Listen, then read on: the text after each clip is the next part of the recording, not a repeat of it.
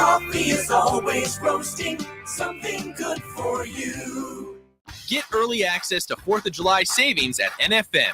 Pay 55 cents on the dollar, plus take an extra 11% off the current price on all furniture, carpet, and area rugs. Get up to $1,000 off appliances and mattresses. The more you buy, the more you save. Save up to $500 on select electronics. Plus, get 24-month financing on qualifying purchases. Enjoy extended hours Thursday and shop NFM's 4th of July sale early. Minimum monthly payments required. 18% APR. Some exclusions apply. See store for details.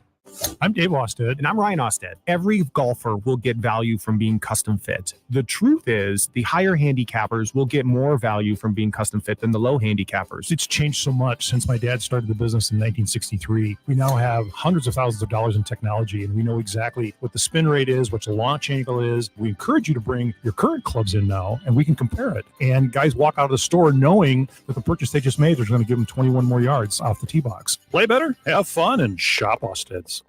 Hi, this is Doug Nodgard with Equitable Bank. Great service never goes out of style. When the digital age dawned, many said computers would be able to handle many of the interactions that used to take a person. Boy, were they wrong. How many times have you called your bank and gotten a recording to press 1 or 2? Not at Equitable. Not only does Equitable answer your call in the first ring, it's answered by a human being. That's because Equitable Bank values its customers. Equitable Bank, we take banking personally. Member FDIC. Tickets for less. Best seats, best prices, no service fees. Shop ticketsforless.com. KOZN Bellevue, Omaha, Council Bluffs. This is 1620 The Zone. A crossover is crossover dribble. Sing for the crossover. Kyrie Irving crossover in the lane. One of the most famous crossovers of all time. Behind the back, an ankle breaker on Chris Paul. Crossover. Double crossover. Crossover continues to evolve. Oh, it's a crossover, I tell you. You got a crossover powered by Everlevel Concrete Repair in Omaha at everlevelconcrete.com. It's back in the studio. It's air conditioned. Yeah. Hi, guys. Yeah. Hey. Hello. Hey. And that's Nice shirt. You got a great looking shirt on there, too. There. Oh, man. Tucci Bros in here. Yeah. And my closet was empty. Well, I didn't have like any polos left. So I was like, you know what? I got this bag of a shirt from Tucci yesterday. Yep. So I figured I might as well put it on. Did you guys call each other last night? There, yeah. Thanks. Somebody Let's had get to that out of the way. Somebody had to do it. Thank you, Josh. I appreciate that. How is the laundry piling up for you guys right now? Oh gosh. Yeah. Doesn't that look like the last thing you want to do right now? Yeah. I don't mind doing it. I just hate folding it. Luckily, I have a saint of a wife who's taking care of it today. Oh, that's Look awesome. at that. Yeah, I've had it done a couple good. times. Really, actually, my problems have been my shorts. Oh, I only wear like 2 or 3 pairs of shorts. that's what I do with jeans, but you're like that with shorts, huh? Yeah. I like to throw a couple, I probably like 4 or 5 pairs of shorts. I put probably need to rotation. get some more shorts worked in there. Yeah. Yeah, the shorts, especially this time of the year, Yeah, they get a little gamey. they get a little stinky. Yeah, they can get a little gamey. And, Yeah, so like a normal week of shorts rotation is like I could probably make it through an entire week with just my 2 pairs of shorts. But during the College World Series, I'm going through those every, that's a one wear, that's a single wear, and then you're done. I know you guys, maybe you will, maybe you won't talk about this today, but can you just take, no, nothing big. Can you take me through the experience of the triple header? Because that's very rare. And you guys were in the thick of it. You were on the front lines of the triple header. I mean, obviously being out there.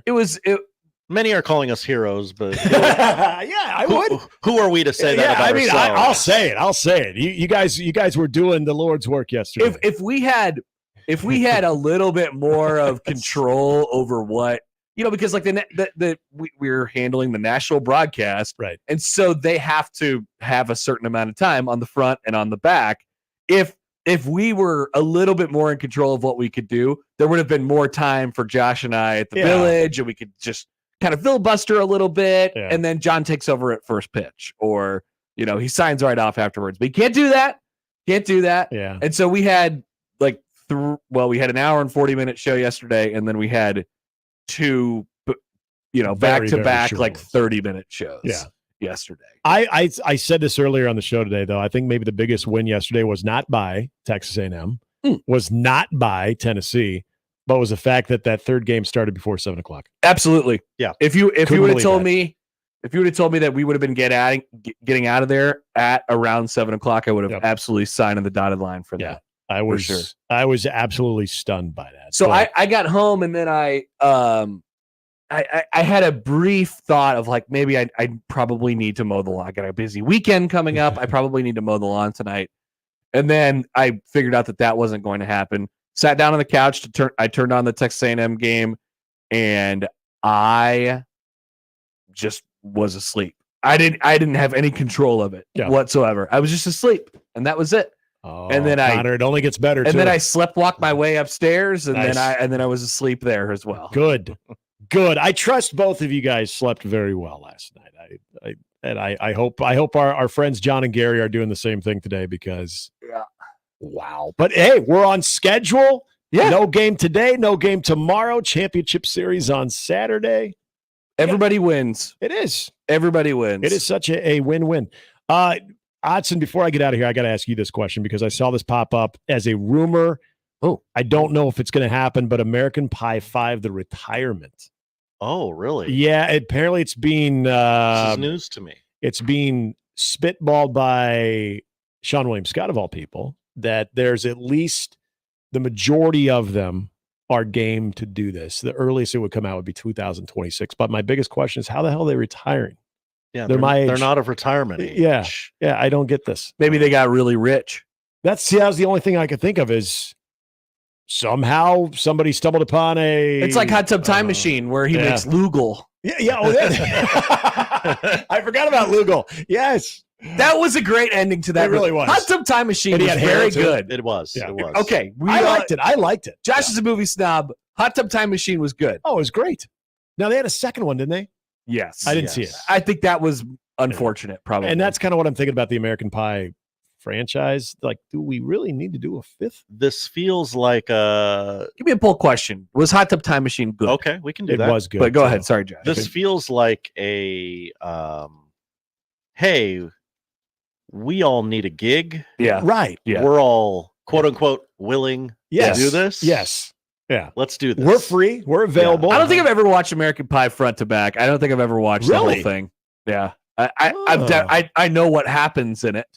You know, I know about the pie. There's more. There's more than him doing that to the pie. I know about the band camp. Do you know about the his webcam incident with Nadia? That's a big part of it. Kind of. Okay. Yeah. All right. No.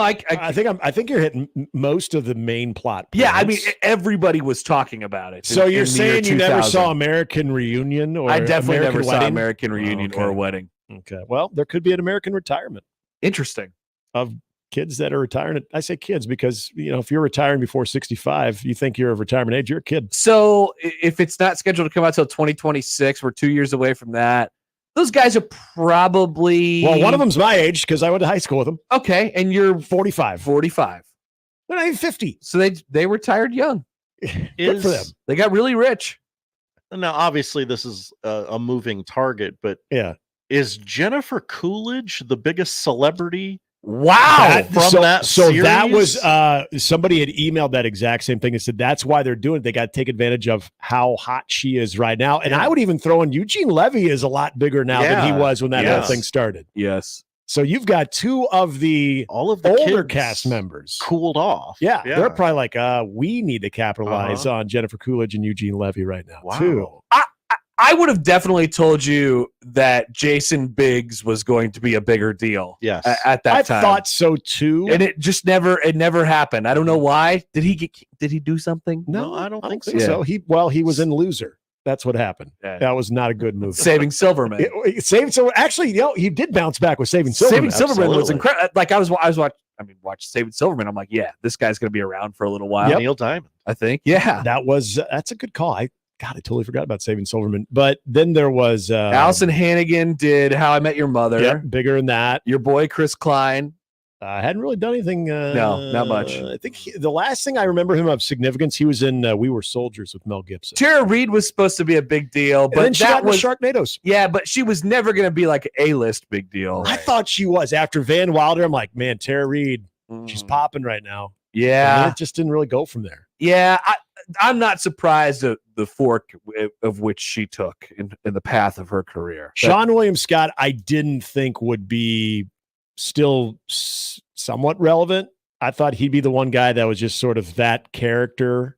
Yes. And that would be it. And he has and that's played correct. that character in a few movies, but he has gotten exactly how much out of his career I thought he would. Yeah. He's pretty good in role models. And I was bringing this up earlier. If you haven't seen Goon, he's great in Goon. So like Jason Biggs, underachiever, Sean William Scott, achiever. Probably, yeah. Allison Hannigan, achiever. Or yeah. Potentially underachiever. She went on from One Time at Band Camp to How I Met Your Mother. So I think she's overachieved. There was some Buffy the Vampire Slayer in there as well. You could make the case that Chris Klein has actually overachieved. Yeah.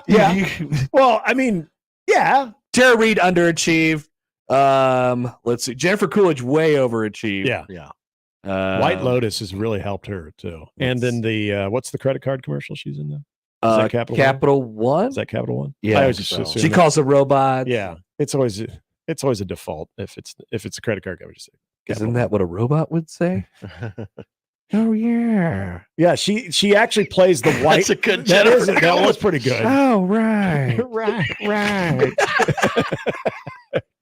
She did really blow up from the White Lotus. She has the White Lotus. Oh, yeah. She's got like the White Lotus character now in those Capital One commercials, and it works. There's an Emmy on her shelf now. Look at that! Look at that! There she is. Oh. All right. Yep. You got to capitalize on the Jennifer Coolidge moment. That's why American Pie 5 might come out. American 5. American 5. I like that. American Retirement, because it's always American Wedding, American Reunion, all right, American Retirement. Nick, take care of whatever you're going to take care of. All right, this boys. afternoon. I'll talk to you on the flip flop, and we'll do a big mega crossover a little bit later on. I'll see you on the Grum. That's Nick Hanley, and that is the crossover powered by Everlevel Concrete Repair in Omaha at everlevelconcrete.com. It is Thursday, and we'll start things off next. That's the crossover. The Connor Happer Show is next on 1620 The Zone.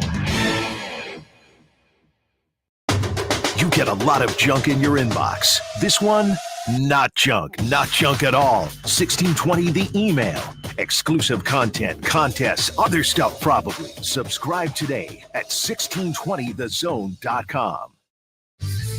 Your Omaha area forecast presented by Funplex Water Park and Rides from the KETV Newswatch 7 Weather Center on 1620 The Zone. Warming back up on Thursday. Expect mostly cloudy skies in the morning, then turning partly sunny. Can't rule out a spotty thunder shower in the afternoon and early evening. Highs in the mid-80s. I'm meteorologist Sean Everson from KETV Newswatch 7. Don't answer that. It's another roof gypsy ringing the doorbell. They are attempting to capitalize on the misfortune that Mother Nature has thrown your way. Make the right call to a trusted company that has faithfully served the Omaha area for over 35 years. The Rooferees at John Higgins Weather Guard. For roofing, siding, and gutter repair, make the right call to John Higgins Weather Guard. John Higgins Weather Guard, the home of the Rooferees. Make the right call. Get early access to 4th of July savings at NFM. Pay 55 cents on the dollar, plus take an extra 11% off the current price on all furniture, carpet, and area rugs. Get up to $1,000 off appliances and mattresses. The more you buy, the more you save. Save up to $500 on select electronics. Plus, get 24-month financing on qualifying purchases. Enjoy extended hours Thursday and shop NFM's 4th of July sale early. Minimum monthly payments required. 18% APR. Some exclusions apply. See store for details. Hi, this is Doug Nodgard with Equitable Bank. Great service never goes out of style. When the digital age dawned, many said computers would be able to handle many of the interactions that used to take a person. Boy, were they wrong. How many times have you called your bank and gotten a recording to press 1 or 2? Not at Equitable. Not only does Equitable answer your call in the first ring, it's answered by a human being. That's because Equitable Bank values its customers. Equitable Bank, we take banking personally. Member FDIC. Many people go back to the dealership out of habit, or because they think the dealer is the only one who knows how to fix their car. At Omaha Car Care, we offer a better option. We have ASE certified technicians, the technology to service any vehicle, and free loaner cars. The dealer will sell you a package of services. We'll provide the service you want for your car as your trusted partner. I'm Rick Betker, owner of Omaha Car Care, and we'll be along for the ride.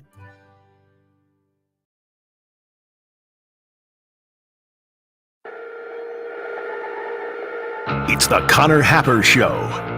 Are we sure we want to do this? Could you, make an announcement that we're ready? It's the Connor Happer Show on 1620, The Zone.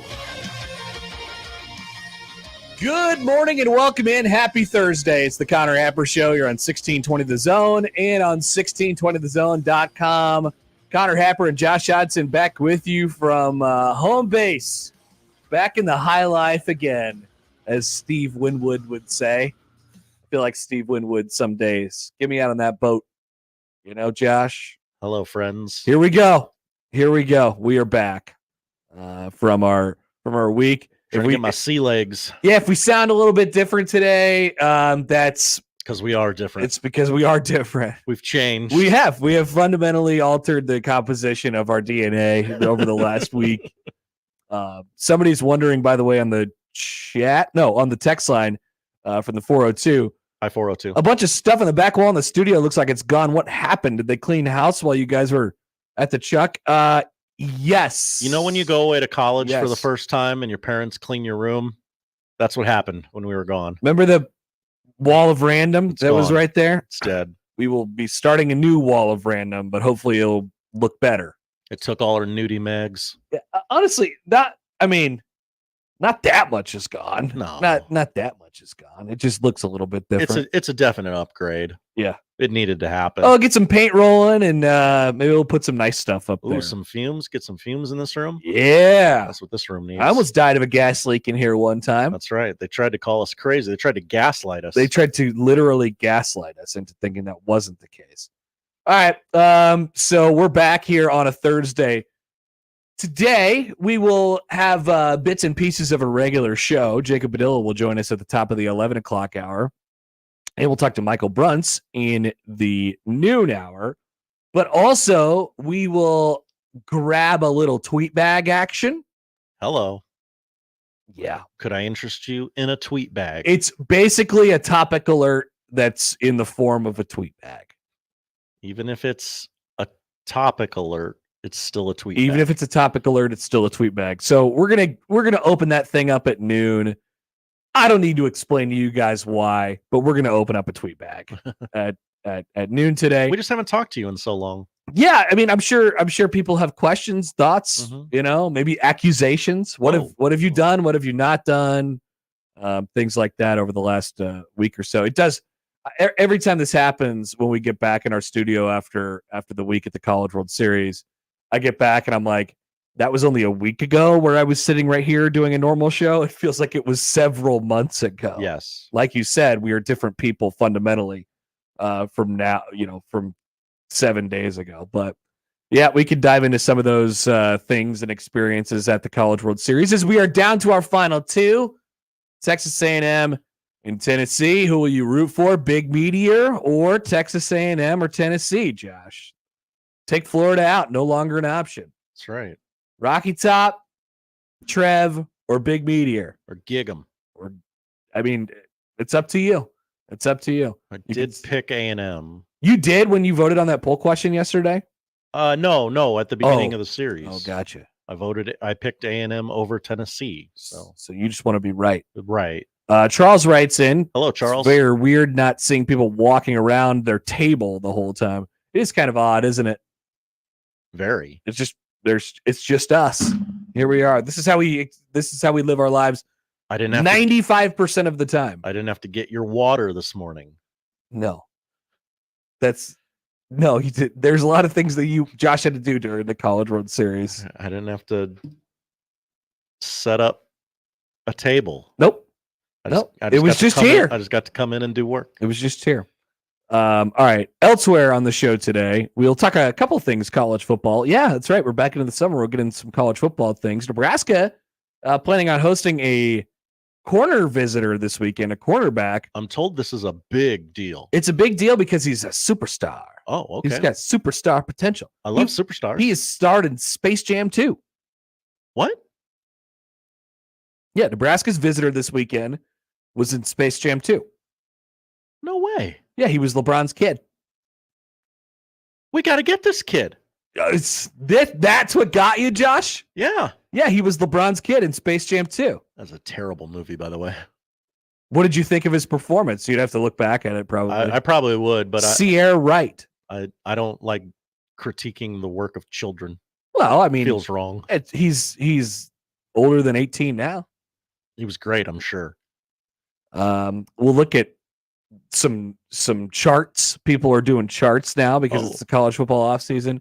All I see in my timeline these days are pictures of Phil Steele's magazine. So everybody's that's nice. got one but us. And then we'll go through some big picture thoughts that I had from the College World Series. MLB's at Rickwood Field tonight. Obviously, hell yeah, taking on a little bit of a different sort of edge to it than it might have 2 days ago after Willie Mays passed away. So we'll talk about that today. Various other topic alerts, including the NCAA being added again, trying to expand our NCAA basketball tournament. Every time this comes up, we have to talk about it just to make sure they're not sneaking it by you guys. Just like the MLB uniforms. They're trying to sneak it right underneath your noses. They think you're stupid. They're trying to do it during the College World Series. They're trying to do it during, big time college football movements, like in the middle of the summer when nobody cares about college basketball. But every time this comes up, we have to talk about it. The day that video game comes out, they're going to try and do this. That's exactly right. They're going to think you're all distracted by the shiny bauble of a video game, and then boom, tournament expanded. So you have to be ready for this. That's right. We'll talk about Texas A&M and their quest to win a national championship. We're going to do a tweet bag at noon. I saw a college football playoff projection. Oh, that was interesting. Was it a graphic? There was a graphic attached to it. Yes. And apparently, I haven't paid attention to hardly anything else outside of the College World Series for the last 7 days. Mm-hmm. But apparently there's this story that Grimace, the McDonald's mascot, threw out the first pitch at the Mets game, and now they haven't lost since this has happened. Is this true, Josh? Can you confirm this? We'll touch on it in odd news. Okay. They won 7 in a row. They did lose last night, so the streak is now over. Wow. All right. But many in the New York media had many takes on many sides. That is something to look forward to. Yes. So we'll handle that in the odd news today. Once again, Padilla and Bruntz. That's the lineup powered by the Rooferys at John Higgins Weather Guard. I want to hear from you guys. 402-951-1620 on the 42 Degrees of Source hotline. You can call or text that number. Tweet at Happer Show at Connor Happer on the JTech Construction Zone Twitter feed. Email Connor or Josh O at 1620thezone.com in the Equitable Bank Zone inbox. And we say good morning, of course, again to our YouTube streamers, 1620 The Zone TV on YouTube, and I think preferably conveniently located on zonetv.live. Zonetv.live. We just need a catchphrase for zonetv.live. It's live. Zonetv.live. It's live. And it's TV. And it's zone. We hear you. It's not TV. It's live. It's not TV. It's live. There you go. That's our new catchphrase for zonetv.live. Check out zonetv.live and watch us throughout the show and see what gets added to our beautiful background at any point in the next week or so, or maybe it'll just stay blank forever. I think that's probably the more likely thing. Off and running on a Thursday. Back after this on the Connor Happer Show on 1620 The Zone. Remember, no matter how you listen, it's still AM radio. 1620 The Zone. Howdy, Greg Wagner joining you from the Nebraska Game and Parks Commission. Time now for another Nebraska Outdoor Update. Hey, planning a trip to a state park? One of Nebraska's 76 state park lands? Excellent. But don't forget your state park permit, money for camping fees and other activities, a fishing permit if you want to wet a line, and oh yeah, a 6-foot leash for Scruffy, your pet. Thank you, and we hope to see you out there. By the way, you can get all kinds of information on the Nebraska State Park lands through the Game and Parks website. That web address is outdoornebraska.gov. Are you going fishing? I thought so. For proper catch and release fishing this season to ensure fish survival, I want you to remember these important things. Land the fish as quickly as possible. Handle the fish as little as possible. Keep the fish in the water as much as possible. And release the fish as fast as possible. Enjoy your fishing experience, and we'll see you out there. I'm Greg Wagner with Nebraska Game and Parks.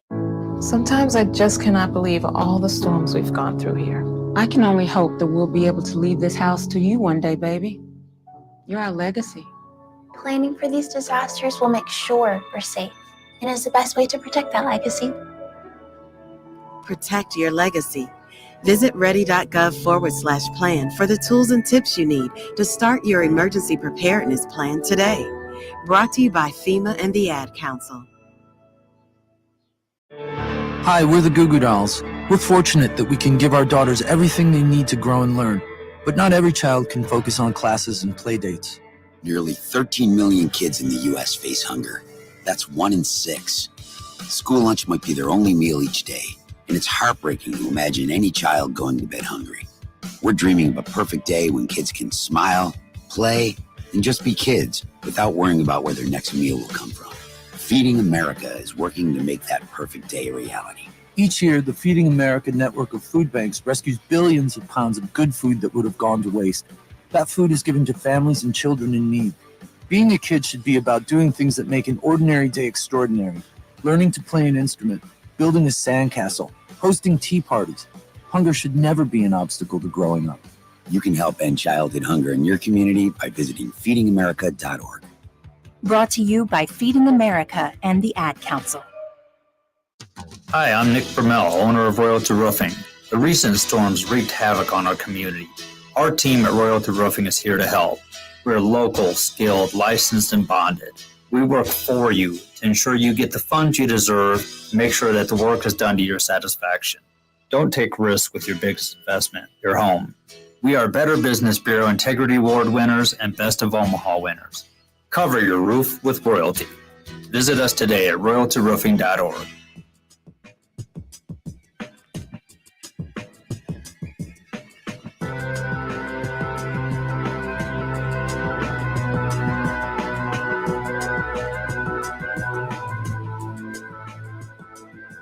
Welcome back. Connor Happer, Josh Hodson with you.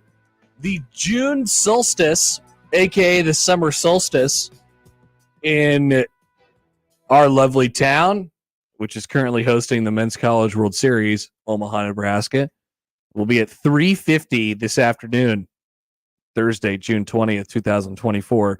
What is the solstice? So you're like, what? What does that mean? What do you mean it's at 3:50? What happens at 3:50? Right. In terms of daylight, this day is 5 hours, 58 minutes longer than the December solstice.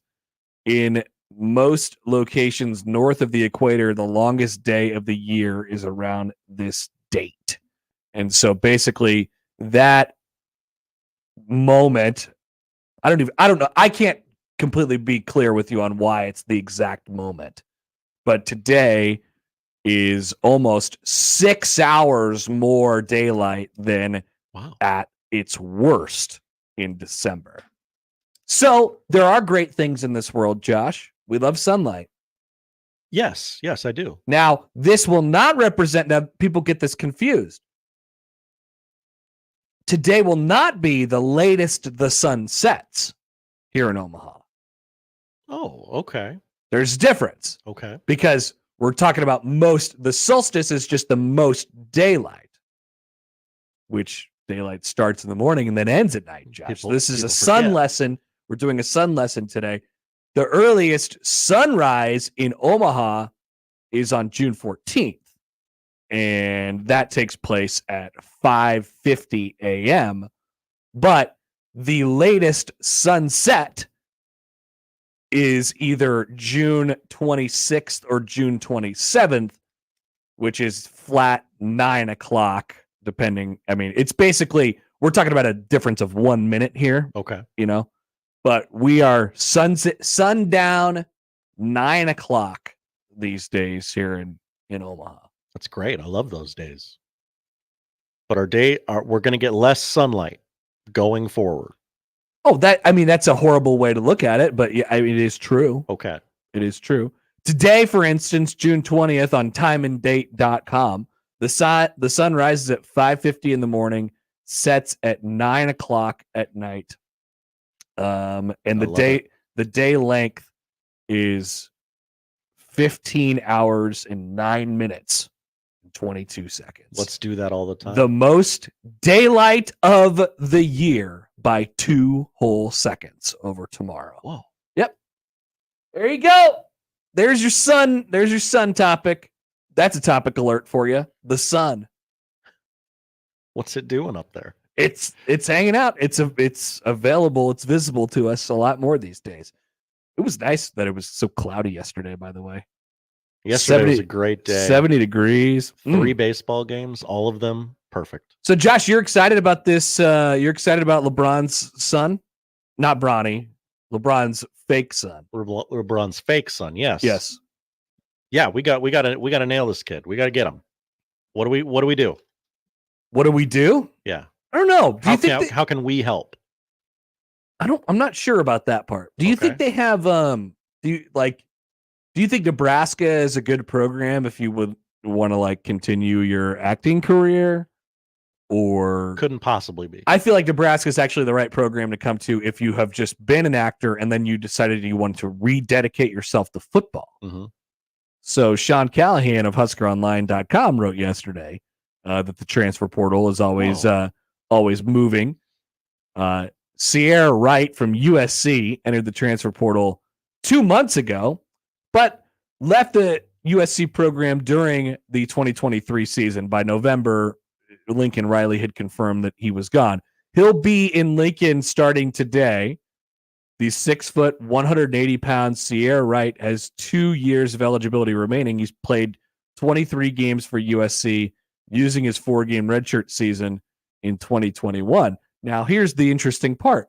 Besides football, Wright has also built quite a resume as an actor in Hollywood. He has. I'm looking at it right now. He's always been an actor and model, appearing in several movies, television shows, and commercials. He played the son of LeBron James in Space Jam 2 in 2021, and he's also appeared on the ABC comedy Grownish. That's true. 15 episodes.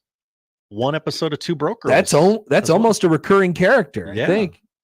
What else? Anything else notable in there? 1 episode of the short-lived television series based on the popular movie Training Day. Whoa! I love that movie. Yeah. Was Denzel in the TV show? Oh, no chance. I can't imagine he would have been. No. In 2022, Wright started the Trojans' first 11 games at corner, but by 2023, his acting career began to take off, and he eventually left the team. This is last year. Lincoln Riley, at the end of the season said this, quote, I mean, the fact that it's acting, yes, but we've also had guys that have had other interests or other things going on in their lives. Like I compare it to having a guy play baseball and football like we did with Kyler and some of the other guys. To me, that's even more of a challenge. At least what he's doing is not physically demanding. So it's just find a little time in the schedule, and I will give the kid credit. He's clearly done a good job because he's a much better player right now than he was going into the spring. So he made some nice improvements throughout the summer.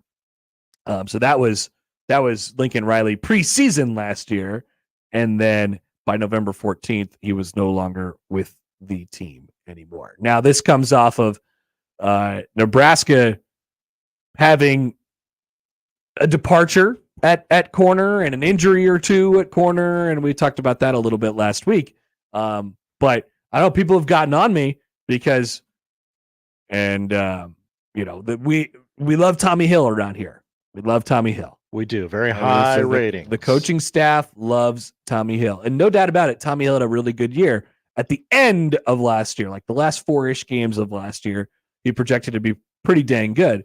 But I do think this kind of further reinforces my point from before about cornerback depth, and possibly reinforces the point of, hey, I like the idea of having Tommy Hill on your football team, but am I absolutely infatuated with the idea of him being your absolute go-to number 1 lockdown corner? No, I'm not in love with that idea. And so to get more bodies in the room and to have the ability to play some more guys, I think is a very positive thing for Nebraska football. If they're interested in bringing in a player who has started games at USC this late in the process, you would imagine that Nebraska feels the same way about it. Obviously, Matt Rule loves Tommy Hill, and this reflects less on Tommy Hill than it does just the depth of the position entirely.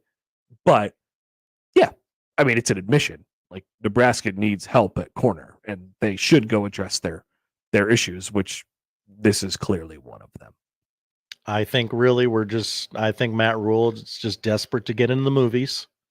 Oh, really? Yeah. That's the way you're going with this? He's a big star on that YouTube show that they're shooting. And he says, you know what?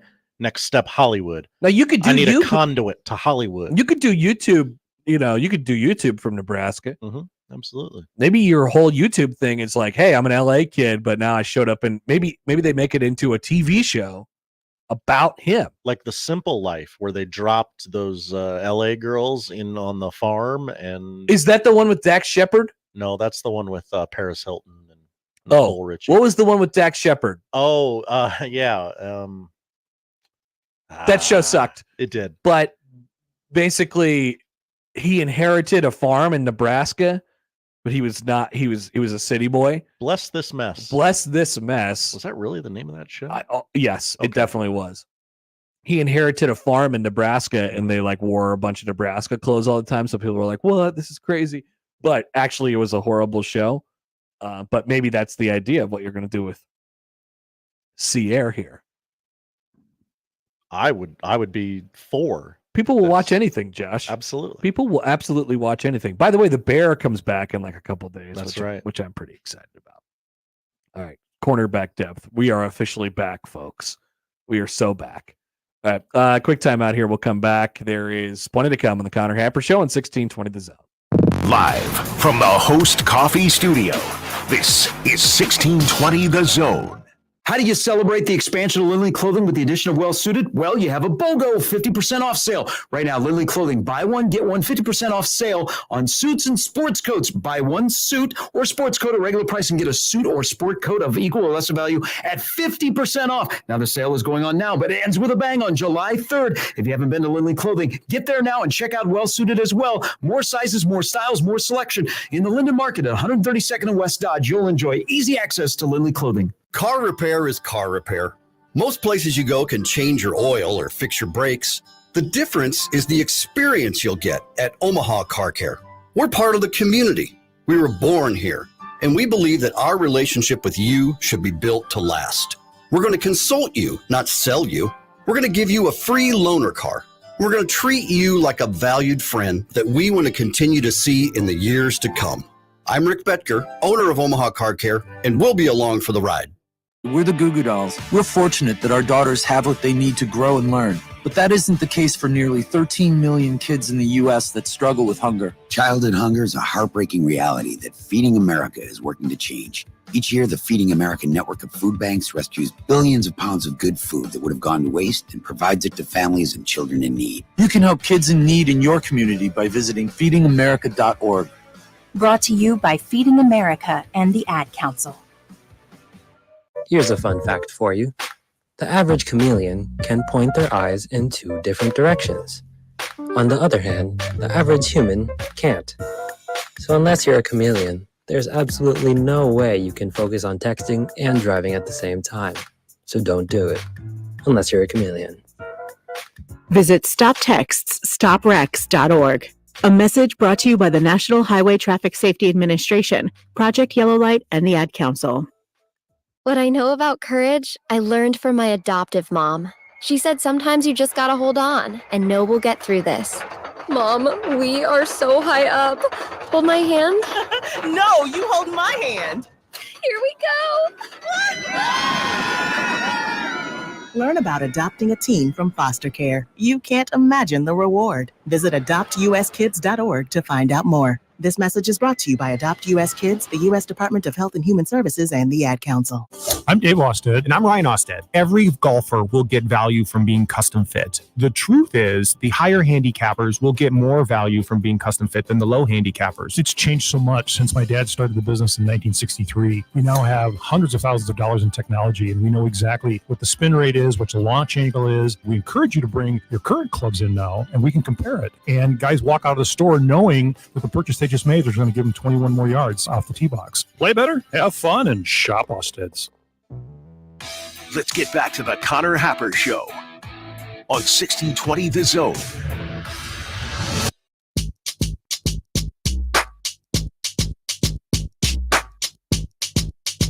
All right, welcome back. Connor Happer, Josh Johnson with you back from our home base here. 1620 The Zone, 1620thezone.com. Jacob Padilla is going to join us at the top of the hour. Michael Bruntz will join us at 12:30. It's a pretty regular show. Also, we'll encourage you to get your questions in for the tweet bag. We are going to do a tweet bag today. Send those in to us, please. We must have something laying around. There's definitely T-shirts. I know that for sure. But something laying around in terms of an incentive for you to send in your topic alert tweet bag questions, which we'll get to at noon. I know it's not Wednesday. I know it's very confusing. I have barely any idea what day it is. But we're going to still do the tweet bag at noon. Couldn't tell you what day it is. I believe it's Thursday. They're telling me it's Thursday, but we're still going to do the tweet bag, even though that's a Wednesday segment here on the show. So send those in if you'd please. All right, I want to talk about some big picture things for the College World Series here a little bit. I know maybe people are a little College World Series out, but it's a good time to sort of take stock of where the game is right now. I mean, we remarked many times during the College World Series about how, this shouldn't be probably surprising to anybody, but the draft is shorter now, and there are still guys with COVID years, and there is some really, really experienced players in college baseball that frankly wouldn't be in college baseball right now. It's the same conversation we have with basketball, excuse me, in the NIL world, where, Max said it on Sportsmanlike Conduct a couple weeks ago. Hey, what would the conversation be like with, Ryan Kalkbrenner, a guy like Ryan Kalkbrenner? Would he come back for his senior year, or would he go to the NBA? And Max said there wouldn't be a conversation. It just wouldn't exist at all. And it's a similar thing for a lot of guys in college baseball who, maybe played 3 years or played 4 years, and they're deciding whether or not to take their COVID year. And, they get they would have been drafted in normal circumstances, at least the way that the draft was before, and now they're not. And so these rosters are becoming larger. NIL, I think, plays a factor way more so with the schools that we're seeing in the College World Series rather than the ones in the North. I don't, there's not much, I don't think, in terms of NIL, like money that's being allocated toward baseball programs for Northern schools at the moment. But for schools that are in the College World Series, it's absolutely there. That's for sure. And so as a result of this, we have experience. So one of the arms to that is there was several players this year in the College World Series who have played their last 4 years at Division II schools or Division III schools, or lower level Division I schools, and ended up starting on College World Series team, and then sometimes starring on College World Series teams this year. And they have that extra year and can kind of transfer up, and there's space for them on these rosters. I think that is really cool. It makes the game older, it makes the game more experienced, and it makes the game more fun. But generally, I think one of the things that I noticed that goes along with the experience factor is the size of the baseball player, like the literal size of the baseball player. Last year, we remarked at LSU and Florida about how big they were. Florida was, with Wyatt Langford and the guys they had on that team, and it's a lot of the same guys that were back this year until they were eliminated last night. Just as physically put together of a college baseball team as I've ever seen. And now everybody comes back this year. Florida still looks, they look like a bunch of football players. They have, they have a couple guys who are shorter, but man, they have some real build to them. And then you look across at the other dugouts, and some of this is by virtue of what we had in the College World Series this year, which is all power schools, ACC and SEC, and they have weight training programs and conditioning 100%, 365 days of the year and all that stuff. I think some of it is that. We didn't have Oral Roberts this year. We didn't have our Stony Brook this year. And we didn't even have a Michigan, this year. So it looked a little bit different from that perspective. But comparing LSU, Florida, last year to the rest of the field, it was kind of like, yeah, there's a reason why those guys are here. Some of these Texas teams have been gigantic. I mean, think about the Texas A&M team. When I think about the Texas A&M team that has a chance to play for a national championship now starting on Saturday, and then I think about what they looked like 2 years ago in Schloss's first year, it's very, very different. It is very, very different. And that's, part of that is because it's Schloss's first, it was his first year and they were still getting it picked up and stuff like that. But like, Jace Laviolette is huge. He just reached up and robbed a home run on that first night, or I guess that second night. Gavin Grahovic, their third baseman, is he's a freshman. He's huge. And so somebody had a stat floating out there that the average height, they did the average height and weight of every person on the College World Series roster. It was like 6'2", 200 or something like that, or one, and even that is weighed down by freshmen who haven't gone. They're just getting here and all of these things like that. That is absolutely a change that we've seen in the game. And so think about it going forward. And like I said, I think the College World Series is a good, training ground to use, or a good thing to read and say, oh, is this kind of where we're headed here? Is this the next, new edge or whatever it might be? I think the players are bigger. They're stronger. I think it's noticeable. I think, the days of you're still going to see teams like that in the College World Series, but the skinny, kind of lanky, shortstoppy, West Coast schools with a bunch of guys who kind of slap hit and bunt and play good defense in the outfield, those are going to be fewer and further between at the College World Series. And like I said, some of that is just because of the money that's in the sport, from the recruiting standpoint in the southern part of the country. Absolutely, you have to admit that. But Gary and I were having this conversation one day. If you look out there on the field and you're a parent of a young kid who wants to be in the College World Series one day, we talk for years and years, it's been, oh, you got to get seen, you got to go on these travel summer teams, and you got to go play around the country, and obviously there's value to that. But I think, being physically ready is as important to anything else. So when you're a freshman, you don't look, and some of that you can't control. Right. When you're a freshman in high school, sometimes you're just going to look like a freshman in high school. When you're a freshman in college, sometimes you're just going to look like a freshman in college. But I think what these programs have done now, the edge that they have found, has been to invest in the training and the rest. I think is an important piece of it. For the last few years, there's been a lot of conversation about how we use science and how we use analytics and all this stuff. Like pitching labs have come up around the country, and I think the next offshoot of this is absolutely how players train their bodies, and not necessarily rest in the same way that football players do, because they don't need as much and aren't going to get as much because they don't exert as much energy. But absolutely, the size of these players is something that is, it's way, it's more than noticeable. It's like you got to kind of pay attention to what's happening.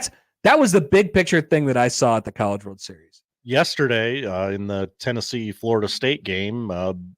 Blake Burke basically golfed a home run out of there, and that really doesn't happen in that park. That only happens because he's 6'3", 236. Yeah. And so we're wondering about home runs, why there's so many home runs over the last couple of years in the sport. And I think everything that I just said plays a factor into that conversation.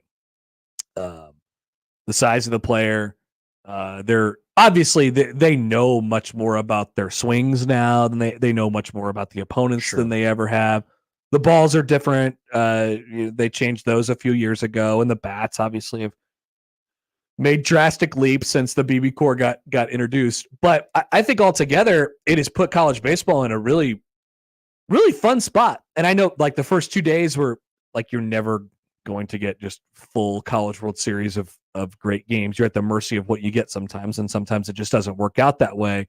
But if we look at it from a bigger picture perspective and the overall field and what the athletes are like and what the coaches are like, I mean, if I'm doing the State of the Union, I say the State of the Union is good. Like, isn't that what they usually say at the State of the Union, Josh? Yeah. The state. Oh, yeah. Wow. Great take. The State of the Union is healthy for sure for college baseball right now. Now, what's the next thing? The next thing that people want, especially from our area of the country, is parity. Is that coming? Nice. Is that coming anytime soon? I don't know. Well,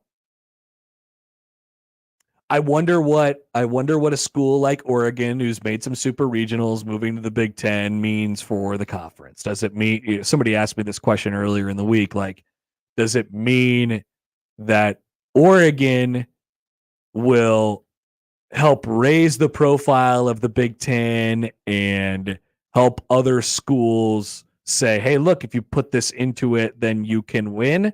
Or will it be dragged down by the endless, bottomless black hole pit of the Big Ten Conference and its stupid network that doesn't broadcast any baseball games? I tend to think it's the latter.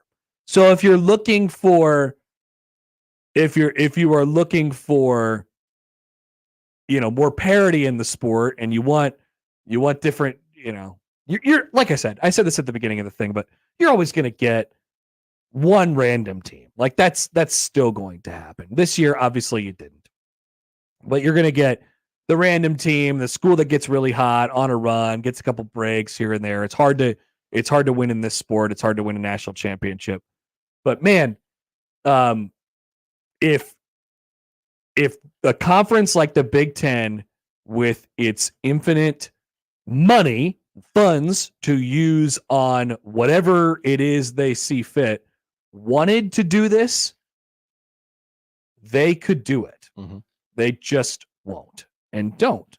And it stinks because I feel like if that happened and there was some more northern schools, there was a Big Ten school, there was more Big 12 schools, there was more West Coast schools, this event would be impacted, this event meaning the College World Series, would be impacted in like a super profound way. I think it would receive so much more embrace from not just people around here, but from around the Midwest and the upper Midwest. People still come no matter what. You want to see the best of the best, but it's always a little bit better. And it always has that little edge to it, that little emotion to it, when you have somebody that you care about that's in it.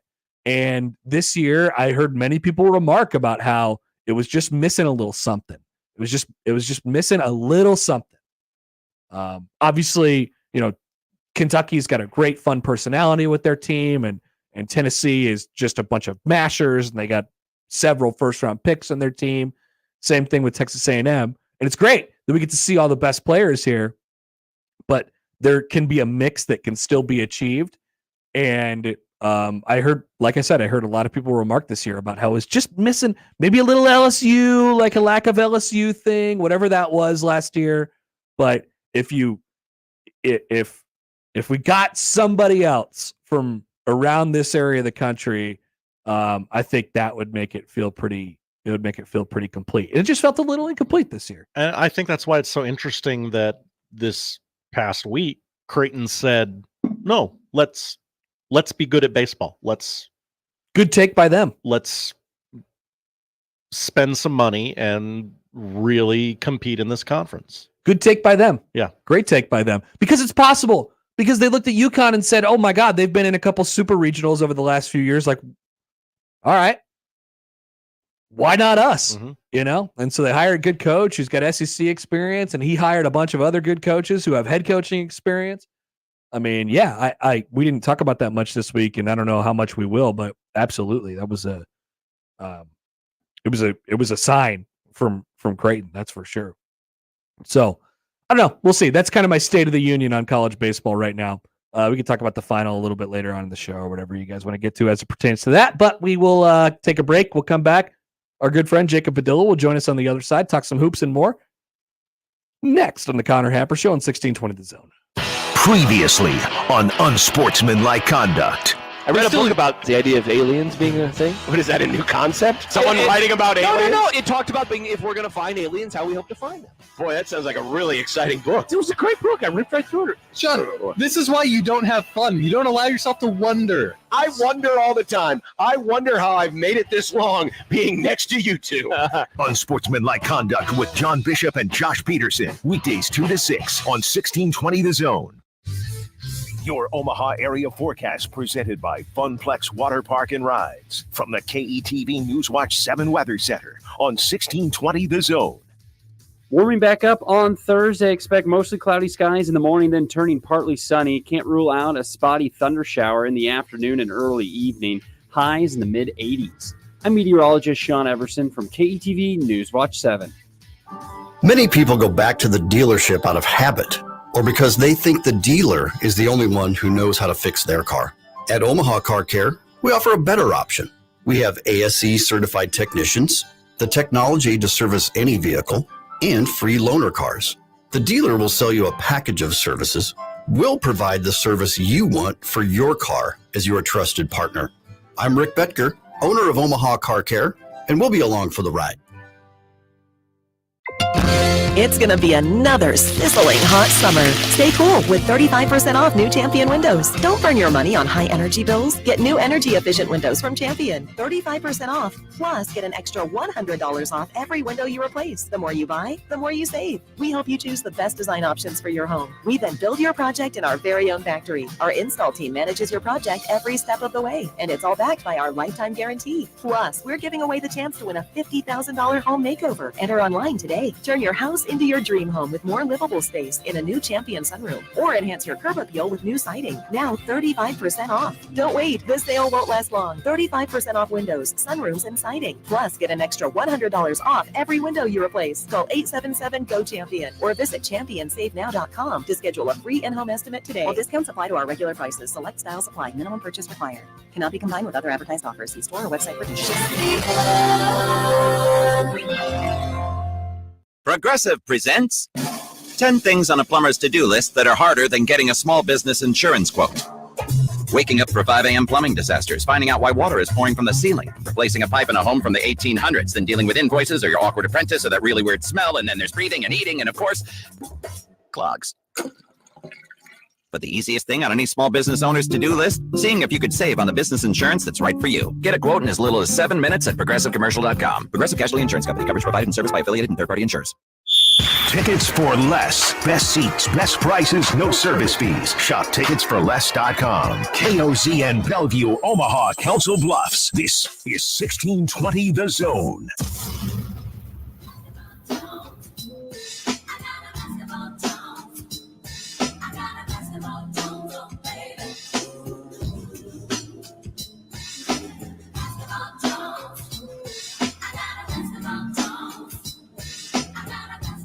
And now, the only cure for our basketball Jones.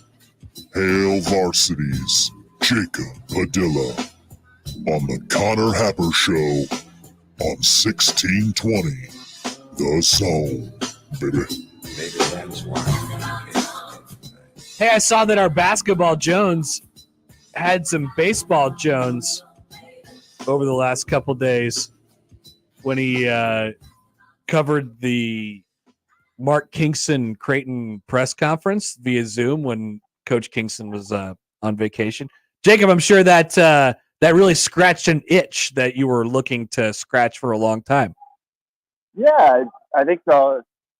I covered a couple, I think, Nebraska Big Ten tournament games in Omaha a very long time ago.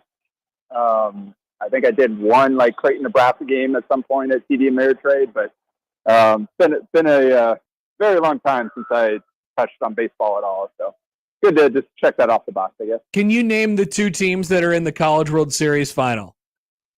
It is Texas A&M and Tennessee, right? Yes, it is. Very good, Jacob. Nice job. I follow along with our Herd Sports coverage. We've been all over it. Of course. No doubt about it.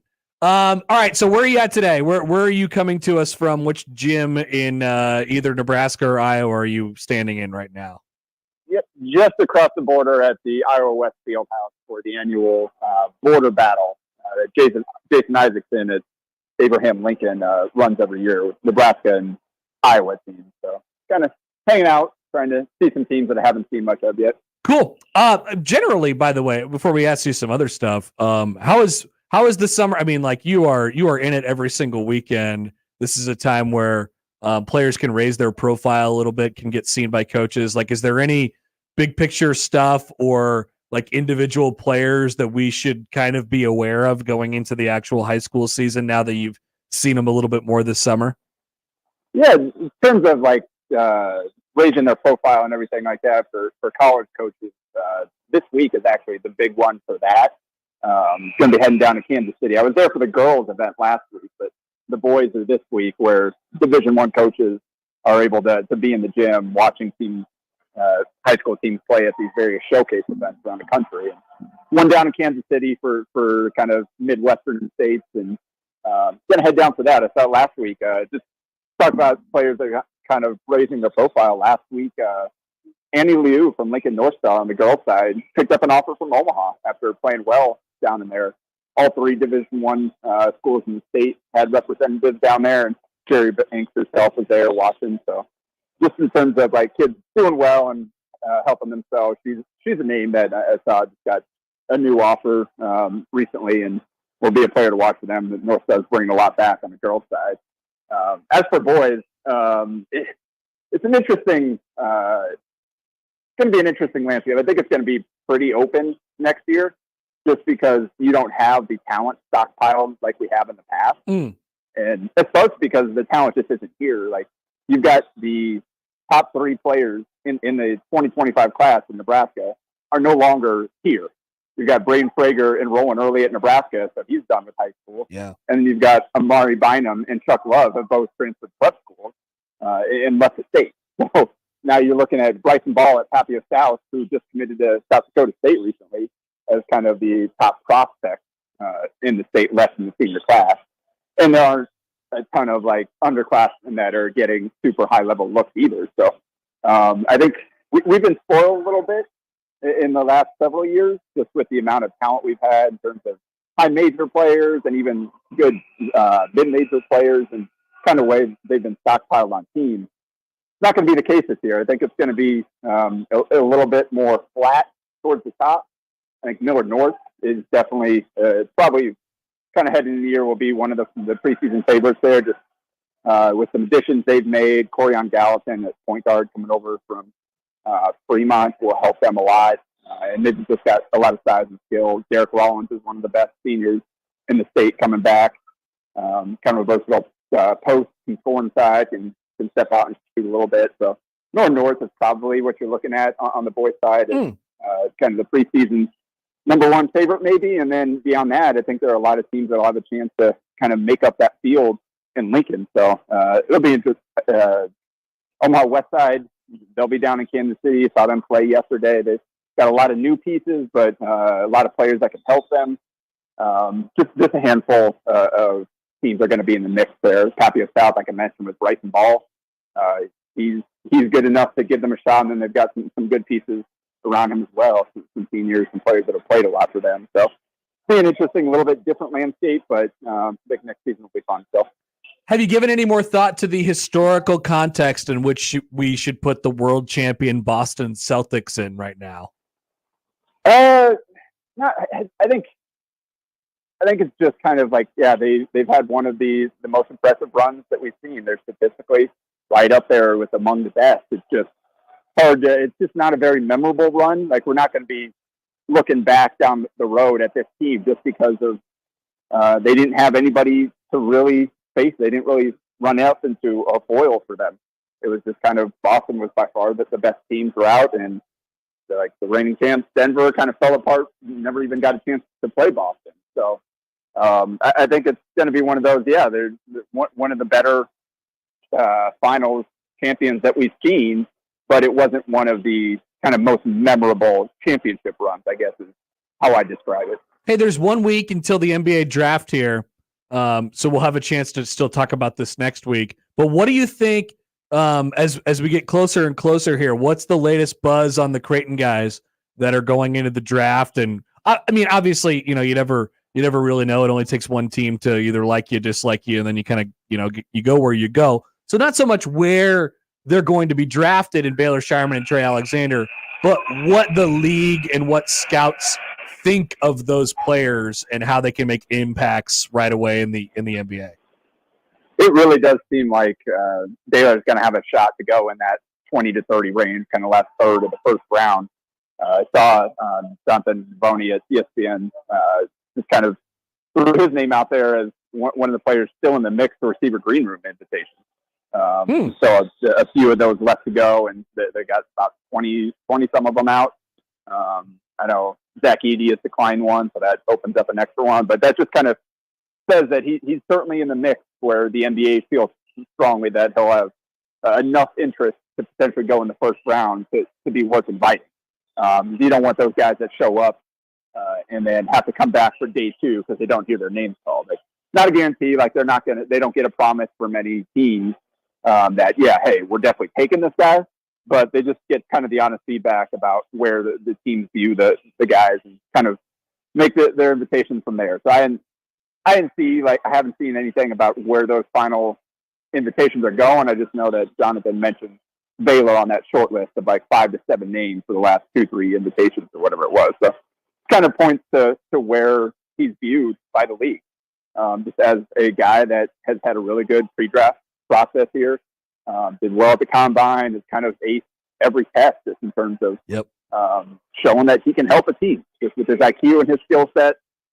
The way he plays the game, you can see him easily fitting into a team. Obviously, he's got to go out there and earn actual playing time. Like just because you get drafted by like Celtics at 30 doesn't mean he's going to be in the rotation. But he's got a chance to go in there and on a team like that and really help them. So I think Baylor's done everything he can to help himself, and the team has been really impressed from everything I've seen. So I think we'll hear his name called on that first day of the draft. Trey, I think, is a little bit more kind of up in the air. I think he's still very much kind of on that radar, and there are a lot of teams that I think are interested. It's just going to be, all right, where are any of the teams that are interested kind of in the range where they feel like they can take him? Like that's kind of the huge key is, all right, it's all a value play. It's like, how much do we like this guy? Do we like him better than who else is available in this group?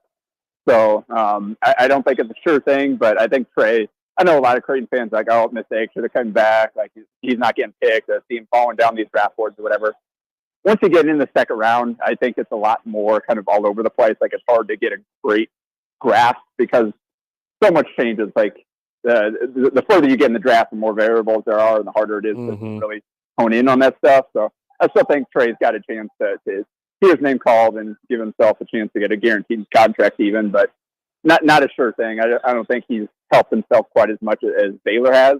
So it'll be a little bit more uncertain for him, but there'll be more of a day two because if people haven't noticed or haven't seen the news, the draft will be 2 days this year and making it a double day TV event. So be interesting to see kind of what that day two looks like and what the coverage will look like.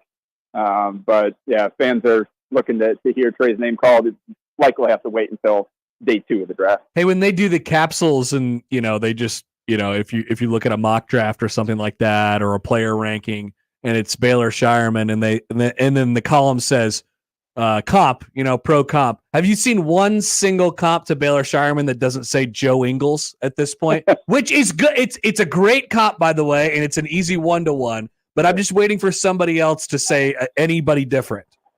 Yeah, I'm trying to. There was a name that I heard. I don't know that I loved it, but someone, I can't rack my brain. I can't think of it now. But that's the one that I came up with. It's the one that I've seen quite a bit.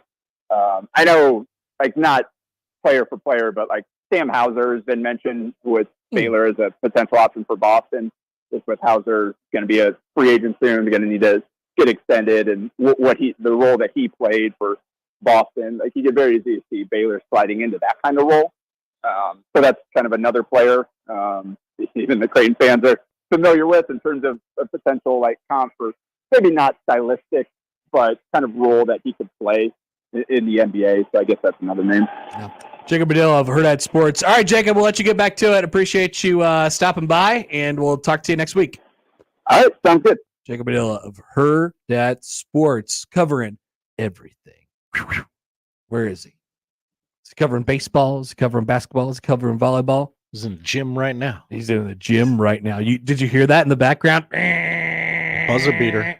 But it was one of those, like you could tell it was a youth gym Mhm. because the buzzer was really long and it sounded like that.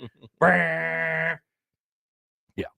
I was looking, so I clicked on the first mock draft that I saw here. This is the latest one from, I guess, NBA puts Bleacher Report's mock draft on this. I don't know what the hell is going on the internet anymore. They had Baylor Shireman at 32, and here's what it says about him. Pro comparison, Joe Ingles. Some scouts left the NBA Combine more confident in Baylor Shireman. He looked like a pro during shooting drills and scrimmages. Aside from his shot making, he brought in boards, made plays in ball screen situations, scored with craft, footwork inside the arc, and demonstrated vocal leadership. He'll generate first-round consideration for multiple teams, particularly those more interested in adding a good bet role player than chasing a longer-term upside. I think that's a great way to put it for Baylor. Like, if you are looking for a guy who's not much, or maybe, I don't know if that's a good way to put it. If you're looking for a guy who in 10 years is going to be a lot, or 6 years is going to be a lot better than he is right now, you're probably not looking for Baylor Shireman. And I know that sounds like a knock against him, considering how much better he's gotten over the last 2 years since he's just been at Creighton. Yeah, what do you have against Baylor Shireman? I'm just saying he's older, and I think now I'll admit that I thought we were getting close to kind of maxing out with him. The year before that, he came back and got a lot better. And so maybe there is still some room to grow for him. But if you want a guy who could contribute for you right now and can give you something, yeah, Baylor Shireman could do that. So I love the Joe Ingles comp. Joe Ingles has turned himself into a good player for a long time in the NBA. Josh, you a Joe Ingles guy? Yeah. I'm a Joe Ingles guy. High floor, low ceiling. Let's see. Let me see what Joe Ingles a career looks like. Joe Ingles, by the way, is 36 years old, averaging over 704 career games. This is more than this is 10 NBA seasons, Josh. 10 seasons. That'll get the job done. 8 points a game, 3 rebounds a game, 3.5 assists per game, 45% shooting, 41% from 3. And been a part of some winning teams as well. We love a Joe Ingles comp. What's his Hall of Fame comp on Great Basketball Reference? Did he get that column on his page? Similarity scores. Yeah, that's it. All right, this is actually going to be really fun. Cassie Russell. Nicknames Jazzy and Snazzy, of course. Sure. Thaddeus Young. Oh, okay. Thaddeus Young is still an NBA player. What? Oh yeah, no. Thaddeus Young still gets after it. Okay. Thaddeus Young has been on. He's been in the league for 100 years. Yeah. Armin Gilliam, Will Jones, Gus Johnson, Eddie Johnson, Tristan Thompson. Tristan Thompson as a comp for Joe Ingles. What are we talking about? Hito Turkoglu. Oh, Hito. Don Nelson. Kelly Tripucka. I like the Hito Turkoglu one. I could mess with that a little bit. Boy, there were some real spikes in that. Yeah. I mean, they're not comps in terms of how they play. No, yeah. But just in what in the stats that they've brought to the table. Look at that. Don Nelson turned out to be somebody. Don Nelson was pretty good. Donnie. Matt Rule, speaking of Donnie, Matt Rule is speaking with the media right now. Matt Rule? Yes. Matt Rule? We should probably have just taken that press conference. That would have been great to know ahead of time. That would have been a good call by us, but we didn't. So we can recap. He's still talking at the moment. We can dive into some of the things that he has said. Michael Bruntz will join us in the noon hour to recap that as well. Don't forget to get your questions in for the tweet bag, which is coming up at the top of the hour at Happer Show on the JTech Construction Zone Twitter feed. You can also text those in. And by the way, very dry in the comments today. I know we're getting people back and everything like that, but leave a comment. Theo, I'm going to need you here. Start something up. Dion, where are you at? It's almost football season. Get some fire going in there. We're working today. You should be too. Fire off some takes, and then, poke our heads in there every once in a while. Back after this on 1620 The Zone. I'm a fabulous driver. The Connor Happer Show I'm one of the best friends you could ever have in your life. on 1620 The Zone. I hate you.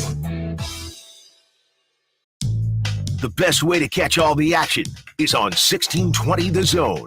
And no line for the bathroom.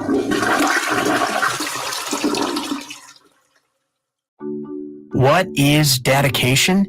The thing that drives me every day as a dad is Darian. We call him Day for short. Every day he's hungry for something, whether it's attention, affection, knowledge. And there's this huge responsibility in making sure that when he's no longer under my wing, that he's a good person. I think the advice I would give is you don't need to know all the answers. The craziest thing was believing that your dad knew everything. So as a dad, you felt like you had to know everything. You had to get everything right. It's okay to make mistakes. As long as it's coming from love, then, it kind of starts to work itself out. I want him to be able to sit back one day and go, we worked together, we did a good job. That's dedication. Find out more at fatherhood.gov. Brought to you by the U.S. Department of Health and Human Services and the Ad Council. Hi, I'm Nick Bermel, owner of Royalty Roofing. The recent storms wreaked havoc on our community. Our team at Royalty Roofing is here to help. We're local, skilled, licensed, and bonded. We work for you to ensure you get the funds you deserve and make sure that the work is done to your satisfaction. Don't take risks with your biggest investment, your home. We are Better Business Bureau Integrity Award winners and Best of Omaha winners. Cover your roof with royalty. Visit us today at royaltyroofing.org. At Cox Mobile, we know you're smart. You brush your teeth in the shower to save time, make coffee ice cubes for your cold brew, and wear goggles to cut onions. You also added Cox Mobile. So smart. Now you're running on the network with unbeatable 5G reliability and saving on your Cox internet. It's ingenious, just like you. Aw, thanks. Cox Mobile, the smart way to mobile. Cox postpaid internet required. Cox Mobile runs on the network with unbeatable 5G reliability as measured by Ookla LLC in the U.S. to H 2023. Other restrictions apply. Learn more at cox.com/mobile. This message is from the U.S. Department of Veterans Affairs. If you were exposed to toxic substances in the military, a new law called the PACT Act may make you eligible for extra benefits and care. The PACT Act benefits veterans of the Vietnam, Gulf War, and post 9/11 eras. Learn more at va.gov/PACT or call 1-800-MyVA411. That's the sound of steak searing in its juices on your new pellet grill. You heard that right. The Weber Searwood Pellet Grill can smoke low and slow at 180 degrees all the way to a high heat sear at 600. With the Weber Searwood, you can cook on the direct flame over the full grate sear zone. You'll hear the gasp of amazement from friends and family when you serve the food. Cooking with the Weber Searwood Pellet Grill just sounds delicious and tastes even better.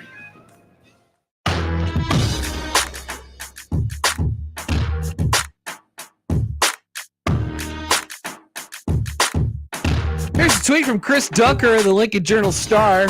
Hi, Chris. Regent Barb Whites. We remember Barb. Remember what the last thing we talked about with Barb was? Oh, is Barb the lady who didn't want beer because of the children? You got it, Josh. Oh, no, Barb. Last time we talked about Barb, she was the only person dissenting to having beer at Haymarket Park because she thought, well, these are all great, but they're for adults. What about children? That's what cotton candy's for. She has another take today. Oh, good. At the... Is this a Board of Regents meeting? I'm not sure. Everyone's allowed one bad take. I'm sure the next one will be gold. Barb Whites pitched selling niches in a columbarium to be built at Memorial Stadium as a way to drive new revenues to the University of Nebraska. Now, if you don't know what I just said, You're going to have to tell me what at least two of those words mean. I don't know what the niches part is. Spaces. Okay. But I've been told that a columbarium is a place to store dead bodies. Now you're thinking, Connor, is that a morgue? Kind of. Kind of. Get buried at Memorial Stadium. So once again, a columbarium, a room or building with niches for funeral urns to be stored. Bad take, Barb. So let me just say this. I think there's other ways to do this. Barb. $20 million line item, Connor. Yeah. No bad ideas. You think you're going to make 20 million off of the columbarium? And then at a certain point, what point are we like, okay, Memorial Stadium is built on an ancient burial ground. See, yeah. I mean, It's isn't cursed. that already the problem at a couple isn't there a place where they bury the dead mascots? Texas A&M does this. Very normal, not a cult. Not a cult at all. Sorry, Texas A&M fans. I know you're still here. Maybe you're out there listening to us. Maybe you've discovered 1620 The Zone over your last few days here. But, it's okay. You're in a cult. A lot of people in a cult don't know they're in a cult. Exactly. Until after the cult. And I'm not saying it's a bad thing. I'm breaks just apart. saying it is one. And that's the sooner that you recognize that, the better off your life will be, probably. And people make fun of them all the time because of how weird they are. Mm-hmm. And we're not talking like SEC cult. Like, oh, no, not the cult of the SEC. No, the cult of Texas A&M. Yes, it's a different thing. They're also in the SEC cult, by the way, but just not as much. That's two cults. Little bit different. So I'm going to pass on the columbarium idea. What do you think? I don't think we're there yet. I love brainstorming, and I don't want to put Barb in a box, but maybe you sit the next couple of plays out, Barb. Like, the athletic department can just say, we got this. Well, thank you. We will take it under advisement, Barb. We have a lot of different things that we can do. There's when we sell shirts, there's obvious revenue streams. If it comes down to it, yes, we might have to sell naming rights to Memorial Stadium or sell, logos on the field or on our jerseys. I know that you guys don't want to do it, but if it comes down to it, and if we really need to make money that badly, then that is what we're going to have to do. Until they've exhausted every possible avenue, and for whatever reason, none of them work, which, by the way, they'll all work. They can just sell stuff and make money. It's amazing how that works, because people want to be involved with the University of Nebraska while they're living. They do not have to do the columbarium idea. No. They do not have to do I understand it would work. I understand. Many of you are shouting at your radio right now, but Connor, people would do this. Yes, people would. That doesn't mean they should. That is correct. Why not buy a t-shirt with a picture of young Dylon on it instead? What are some other Barb White's takes? I got to find some more of these.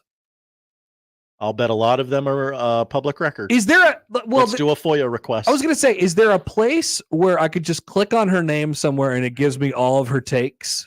I think what you're describing is Google. Yeah, I mean, I am going to. I'm on her profile on the University of Nebraska system right now. Okay. Ballotpedia is usually a good. Ballotpedia. Wow, her term ends next year. Everybody. Interesting. Graduate from New York University. Oh, NYU. NYU. Huh. So you mean that there will be an election this coming fall, and we'll have to look at Barb's spot on the on the board? Yes. Zachary Melender appears to be the opponent. Okay. I'd like to run for Barb's seat. I think I have more interesting ideas. Now, in the primary, Barb beat Zach 66% to 34%. So Zachary's going to need our help. So you're saying it's not going to happen here? Now, Barb beat Hal Daub in 2018. I don't want her out. I have no idea what she's up to. I just know that she's had two of her takes. She's had a couple of intersecting sports takes, and they have not been good. They have not been good. And so you don't, you just want people to kind of stay out of the territory there. Here's some things from Matt Rule. I'm just going through all of our various beat writers' Twitter accounts at the moment. I suppose we could pot them up if we wanted to. What's going on now? Is there more talk about columbariums? Her campaign slogan, oh, no. Or, this might be an old one, but it's her last name, WEITZ. What? Up, question mark. Question mark? What's up? I just think that's funny. I have never seen a question mark in a campaign slogan before. What's up? What's up? Amazing. I love this. I'm starting to turn on Barb. I like it. Nebraska coach Matt Rule gets a kick out of people thinking NU offers diamonds in the rough at camp while Ohio State offers blue chippers at camp. No, he says, NU is offering future NFL players, quote, we evaluate just as good as anyone else in the country. Matt Rule on proposed roster limits, quote, there are so many unintended consequences to roster limits. I hope they think it through. Rule does not want any limits. And now Matt Rule says officially, this is something that we kind of talked about a little bit over the last couple of weeks. Matt Rule says that Jaden Doss can play wide receiver or defensive back, but he is going to be a cornerback. He's got the loose hips to do it. Oh, love hip talk. He's a corner. He's going to be good too, and he's got the loose hips to do it. I'm excited, and Nebraska needs more corners, as we've talked about before the this start of the once show again today. shows you the staff feels they need more corners. Poll question up at Happer Show. What's up? What's up? Yes or no? I don't. Once again, I don't know what Barb's all about, but she's unfortunately commented on a couple of sports related items, and seems maybe a bit out of touch while she comments on the sports related items. No, we should not have to create a space to put urns underneath Memorial Stadium to make more money. I don't think we're there yet. But again, brainstorming session. There's so much land and opportunity and air out there. You could sell. Nebraska will go through a lot of other things before it gets to columbarium time. They just will. And so that's what's going on from Josh. Why don't we just pull up? Why don't we just pull up Rules question press conference? Yeah, okay. Just pull it up, because I mean I'm only seeing this stuff in tweet form, and I want to hear it from the man himself. And I wonder how much longer he's going to be talking. Probably not much. We're probably on the back side of this thing by now. But is he cooking? We're getting through the ad. Okay. Oh, looks like BC's asking a question. Okay. Who's talking? Now I know they're going to have 3 other people talk today as well. Is it still Rule? Talking. Yeah, it's Matt Rule. Okay. Yeah, let's check in. Like, Omar Brown hadn't really, how many games had Omar played before last year? Not many, right? Phelan hadn't really played on defense at all. Giff was playing a whole new spot. Deshaun hadn't really played. Tommy hadn't really played. Our job is not see people for what they've done, but for what they can be. Now, we'd love to have experience, right? But we're pretty experienced on defense. We have a lot of guys back there who I believe can do it. Now, I mean, if I had an older guy, would I love? Yeah, heck yeah, I love that. If you can get me 2 Tommy Hills, I'll take it. But I mean, Tommy Hill was in the same exact boat last year. Like, we literally were Tommy, we were going back and forth. Is he a wideout? Is he a DB? Tommy came to me in like week 4 and was like, Coach, I'm not starting. I'm not really playing. Should I redshirt? And I was like, well, can we give it one more? Because he had one more week to play. I think so maybe it was game 3 or maybe he didn't play one. I can't remember how it worked out. I was like, let's give it one more week and we'll make a decision next week. Well, now I can't turn on my Twitter without seeing he's one of the top returning corners. So I just think our job, instead of taking the easy way out and always looking outside, is to look inside first. But again, if there's a corner sitting out there that wants to come in and compete for the job, I'd take him right now because that'll help those young guys be better players. And we're living in a world now, and I'm not saying that we're ready to think about 17 games, okay? But I'm sitting in Big Ten meetings, and there's coaches in there who are talking about rules, and they're talking about, hey, we're going to play 16 or 17 games.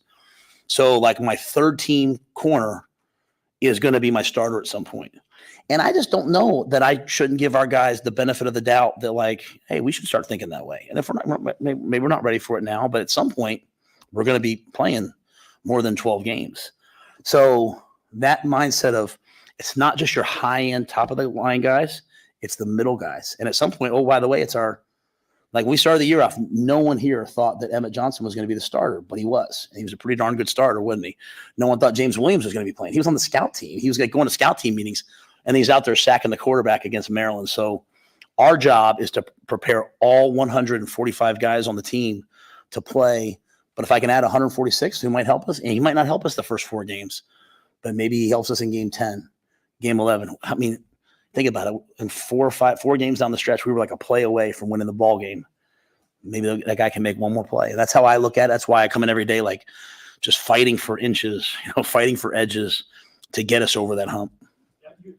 Staff, how proud you are of them. Is there a role that you still would like to add to the team? Not like change personnel that you already have, but like a position where you're like, man, I'd love to have somebody who could, that's on the wish list. So yes. Troy is well aware. I think honestly, Sam, I'm always looking to hire dynamic recruiters. I'm not a dynamic personality. I'd like to think I'm relatable and I'm just kind of who I am. But when I have people who have like that, we do the strengths finder that, that the business school here does. And like people who have like that woo that they can walk into a room and light a room up. Like I need that. Like you're going to talk to Troy Vincent today. Like we were at a recruiting dinner last night and like, I can just kind of be me because Troy is going to light the entire table up. And so I just always looking in recruiting for people in that role. We have enough people, but I'm always looking to add like a person or 2. So I would love to add maybe one more person in that type of a role.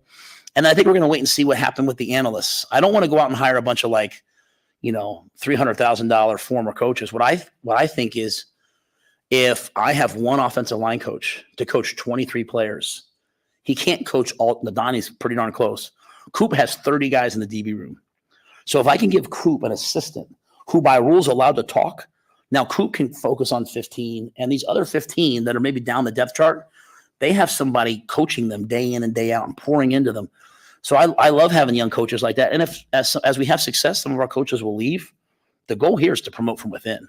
It's to raise our own coaches and raise our own operations staff and recruiting staff. So we have all that we need. I'd always love to hire a dynamic recruiter. I think that helps. And then when this analyst role passes, if it does, maybe it's in the winter. Maybe it's like adding a couple of young coaches or maybe promoting a GA. Again, I don't know what's wrong with having someone like anybody here have their kids play Little League, right? Like there's a team with 10 and you love it when the coach takes your kid aside and shows them how to swing the bat a little bit better. Or, I'm watching my girls at basketball camp and, if Alexis Markowski's over there and she's showing my daughters how to do something, like our kids learn from one-on-one interactions. So I want as many people pouring into the players as possible. We're a developmental program. You develop by coaching really well. Yeah, Matt, the Big Ten is still ways away next month. I just wanted to ask you, what did you learn about the Big Ten last year going into this year? And have you started studying USC or UCLA yet? We haven't done a ton on USC and UCLA. Our focus has been on UTEP, Colorado, Illinois, Purdue, Rutgers. That first half of the season, Northern Iowa. Those first 2 games really hit you fast. Now obviously Colorado will play on Thursday night. They'll have a little bit of a head start against us. So trying to get as much as we can done, in the summer versus those teams. I've had a chance to coach against Lincoln several times when he was at Oklahoma and when he was at East Carolina. He's gonna find things that his team does really well and just he'll master them. In terms of the Big Ten, I think the biggest thing that I learned last year was just the and I'd heard about it, but till you feel it was just especially with our stadium, was just the weather. I talk a lot about that. When I coached at Baylor, it might be, I knew I was going to play about 4 or 5 games a year, was going to be between 150 and 180 on the turf. So I was going to go no huddle, and I was going to try to build 3 strings of defense. So if you went no huddle against me, I could rotate guys because of the heat.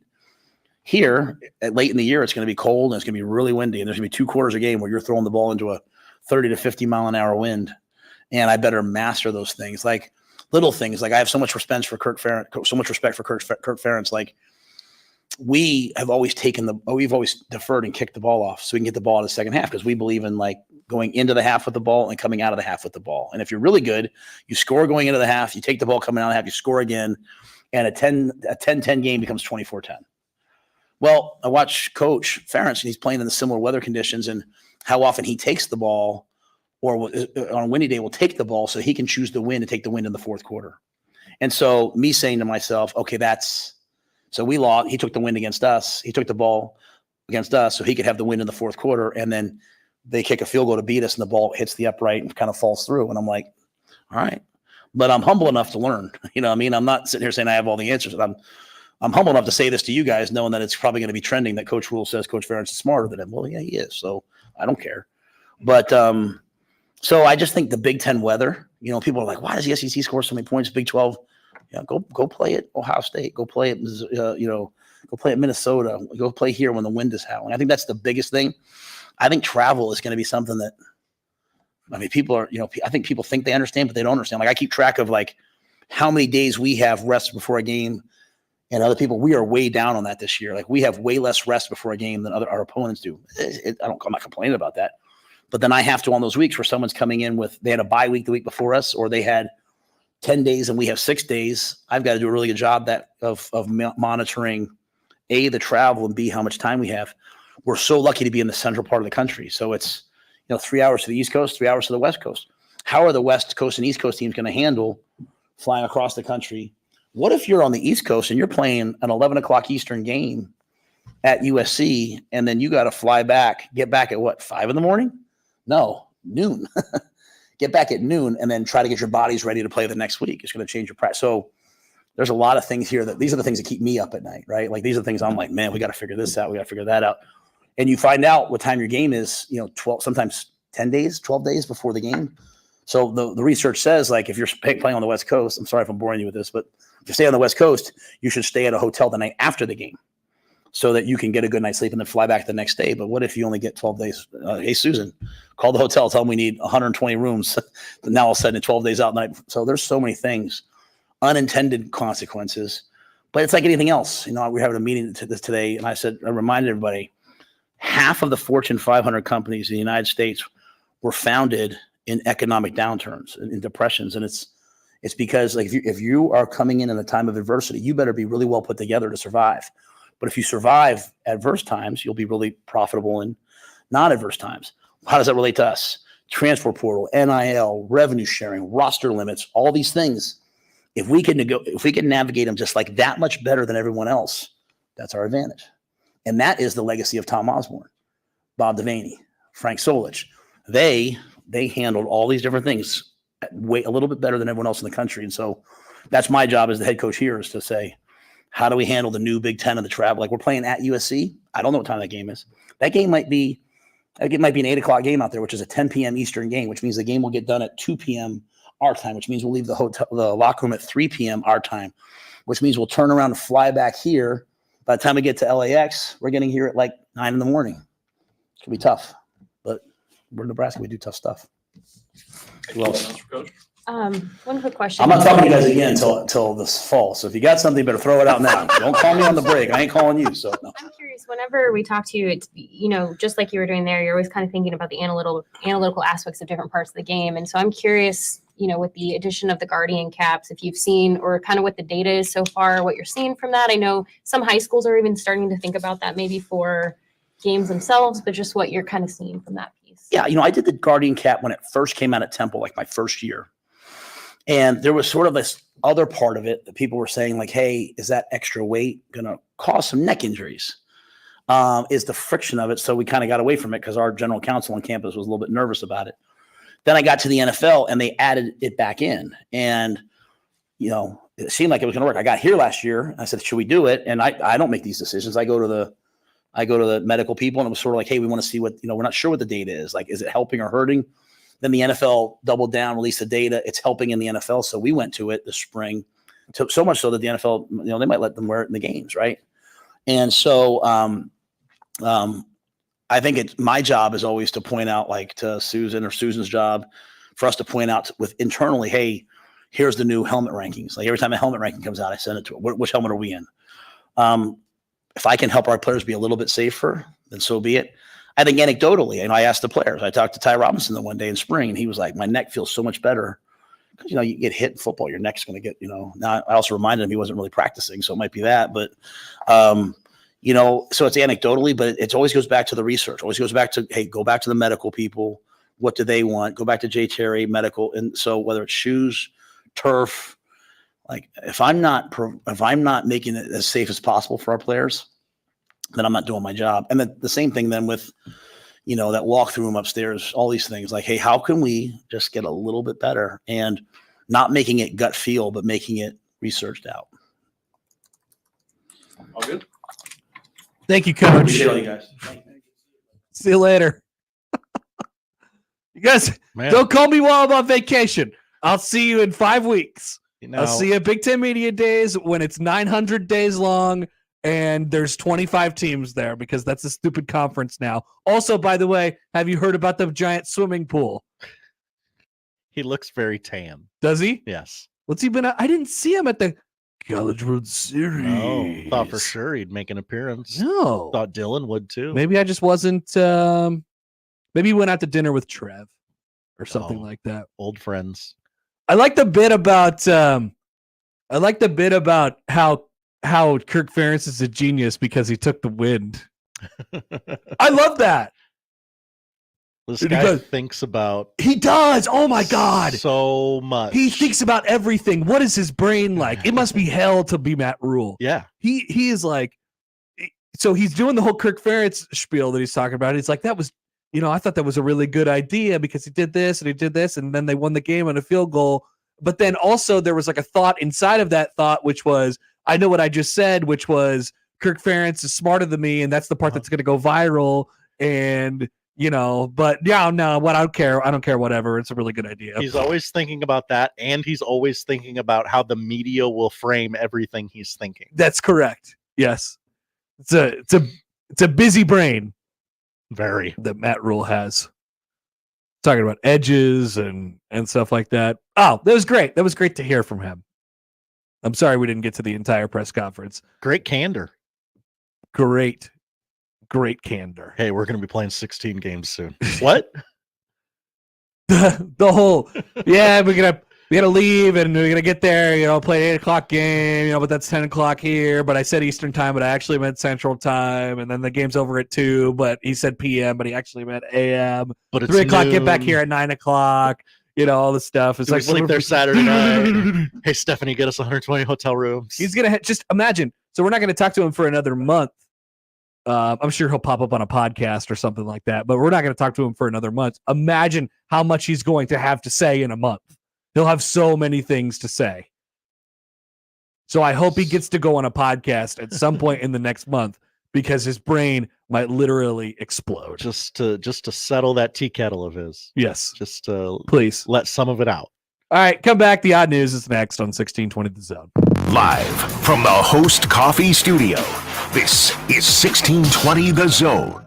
At Athletico Physical Therapy, our favorite patients are the impatient ones. The ones who don't want to wait 3 months to see a specialist or wait until that little pain becomes a big one. The ones who know that Athletico's therapists can help them take the recovery into their own hands. Our favorite patients are the ones who just can't and won't wait because they don't have to. So get a little impatient and start with physical therapy at Athletico. With no prescription needed in most states to get started, you'll be right back at it in no time. Schedule your free assessment at athletico.com. How do you celebrate the expansion of Lindley Clothing with the addition of Well Suited? Well, you have a BOGO 50% off sale. Right now, Lindley Clothing, buy one, get one 50% off sale on suits and sports coats. Buy one suit or sports coat at regular price and get a suit or sport coat of equal or lesser value at 50% off. Now, the sale is going on now, but it ends with a bang on July 3rd. If you haven't been to Lindley Clothing, get there now and check out Well Suited as well. More sizes, more styles, more selection. In the Linden Market at 132nd and West Dodge, you'll enjoy easy access to Lindley Clothing. 4th of July appliance savings are happening now at the Home Depot. Save up to $2,400 on select kitchen packages from brands like LG, America's most reliable line of appliances. Get the LG French door refrigerator with craft ice to keep your summer cool.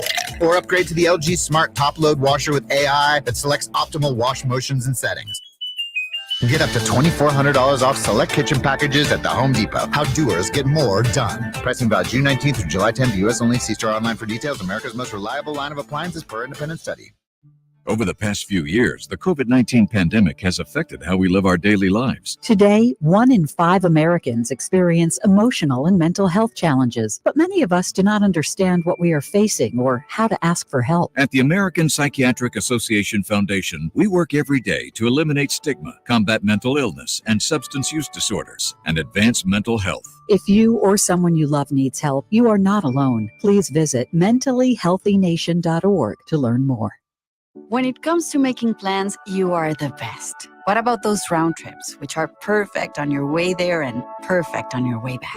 Or those meetings with friends, surprise parties, camps, birthdays. The same way you plan for the important moments, start planning to protect you and your loved ones from a natural disaster. Sign up for local weather and emergency alerts. Prepare an emergency kit and make a family communications plan. Get started at ready.gov/plan. Brought to you by FEMA and the Ad Council.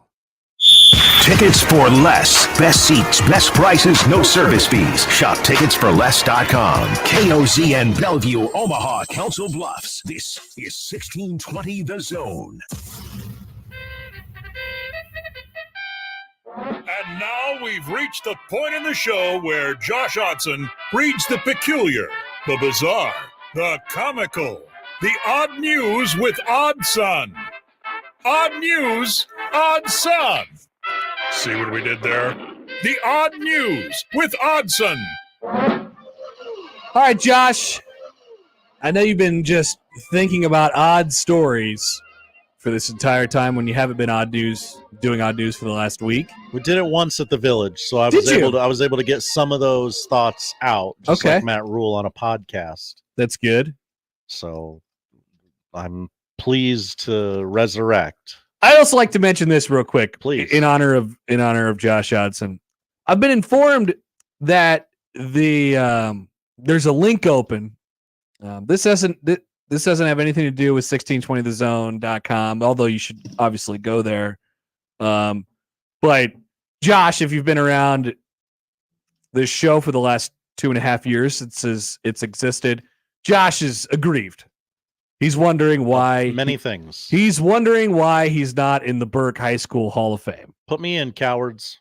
And so now you have the opportunity to at least give Josh some recognition. If you go to burkehighalumni.com/HOF and nominate Josh Odson for the Hall of Fame, or the Hall of Famer, I guess it would be the Outstanding Alumni Award. That's the Hall of Fame. That's your picture in the cafeteria. Right. That's the goal. So just put in Josh Odson and then write a short form of why Josh Odson should go into the Burke Hall of Fame. burkehighalumni.com/HOF. Please do that. And it'd be really funny if Josh got in. This is real? Burke High alum? burkehighalumni.com/HOF. Okay. burkehighalumni.com/HOF. Yep. You can nominate me. We're about to get some traffic. Yeah, you click on nominate a Burke grad, and then you just type in Josh Odson and all of his stuff, and then and some information about yourself, and then why you're nominating Josh Odson. Class of 2003. I'm sure they're going to ask something like that. Good. 2003. Yeah, it would be a tremendous honor. It would bring, it would shine a beautiful, beautiful light on my cherished high school. You could do this whether you're a Burke alum or not. Oh, good. So good. that's okay. Very exciting. Go over there and get Josh in that Hall of Fame. He deserves it. He had an incredible week at the College World Series. I mean, come on. What did Rod Kush do the last week? Nothing. Not grind his butt off at the College World Series, that's Not for a sure. Damn thing. All right. What do we got today on the odd news, Josh? By the way, one more thing. The tweet bag is coming up here in just a few minutes, so please get your questions in. Get those questions in. The sillier, the better. Question for you. Get those. A topic alert can be a tweet bag question. It's basically one and the same. Sure. We go to WFAN. Oh, the Gorillers? The Gorillers, yes. Where Sal Licata has a message for superstitious Mets fans. Grimace is not responsible for the team's surprising turnaround. So I want you to give me what you know about this. Here's what I have. Uh-huh.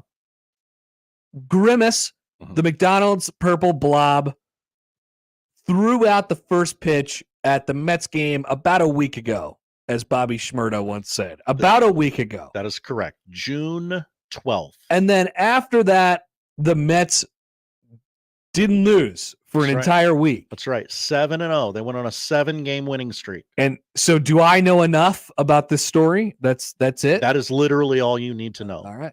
And this article purports that the Mets have gone from potential sellers at the deadline to fans talking about a World Series run. That cannot be further from the truth. You should still be sellers. You're the New York Mets. Okay, but I mean, I think what they're getting at there is that franchise's fan base is a little knee-jerky. Sure. They are only 3 games under 500 at the moment, which they're right in the thick of the wild card race, Josh. I will take this time to flex my knowledge that there are only 4 teams in the National League above 500. Shocking. And how many teams get in the playoffs? 100, I believe. 7? It's 6 in each league. Okay. 6 in each league. That's right. If the regular season ended today, the Mets would be a game out of a playoff spot. Wow. A game out of a playoff spot. But there's also 1, 2, 3, 4, 5 teams in front of them for that one playoff spot. So it's thick in there. It's thick in there. Sal jumped on WFAN and said, quote, I understand nobody really thinks Grimace is responsible for this, but what you don't understand is that everybody references Grimace. It's making a mockery of the Mets. The Mets earned the credit here, not because of some goofball mascot Grimace, his fat purple ass. No, this is a bad take. No. I'm so tired of Grimace. Oh, my God. Said Sal. The Mets are finally playing well. They go on a winning streak, and yet you've got some knuckleheads on social media and elsewhere giving of all people credit for this run, Grimace, that fat McDonald's mascot. He is fat, but you don't have to say it over and over again. Jesus. Oh, the Grimace Mets. I even saw our producer Ed tweet about this. Oh, the Grimace Mets. It's not just him. Everybody's doing this. Oh, the Mets are 7-0 since Grimace threw out the first pitch. That's really what we're talking about? The Mets are actually playing well. They've won 7 in a row, and it's because Grimace threw out the first pitch. He keeps saying the same thing over and over again. Yep. I love it. I appreciate that he has a take. Who is this person? Who's this WFAN guy? Sal Licata. Sal Licata.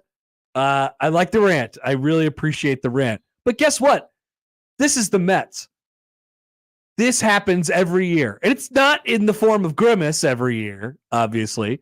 But every year, they will have something totally out of left field that ends up being completely horrible to their team. Something on the outside, the outskirts of the team will tank their franchise. And some years, something gives you a reason to believe. And right now it's Grimace. And I think you have to believe in Grimace. Now, coincidentally, the Mets created those horrible City Connect uniforms that do indeed have a purple piping on the uniforms. Hello. I wonder if anybody's commented on that yet. I have no idea. I have not paid attention to baseball at all for the last week, outside of the College World Series. But I think you got to embrace it.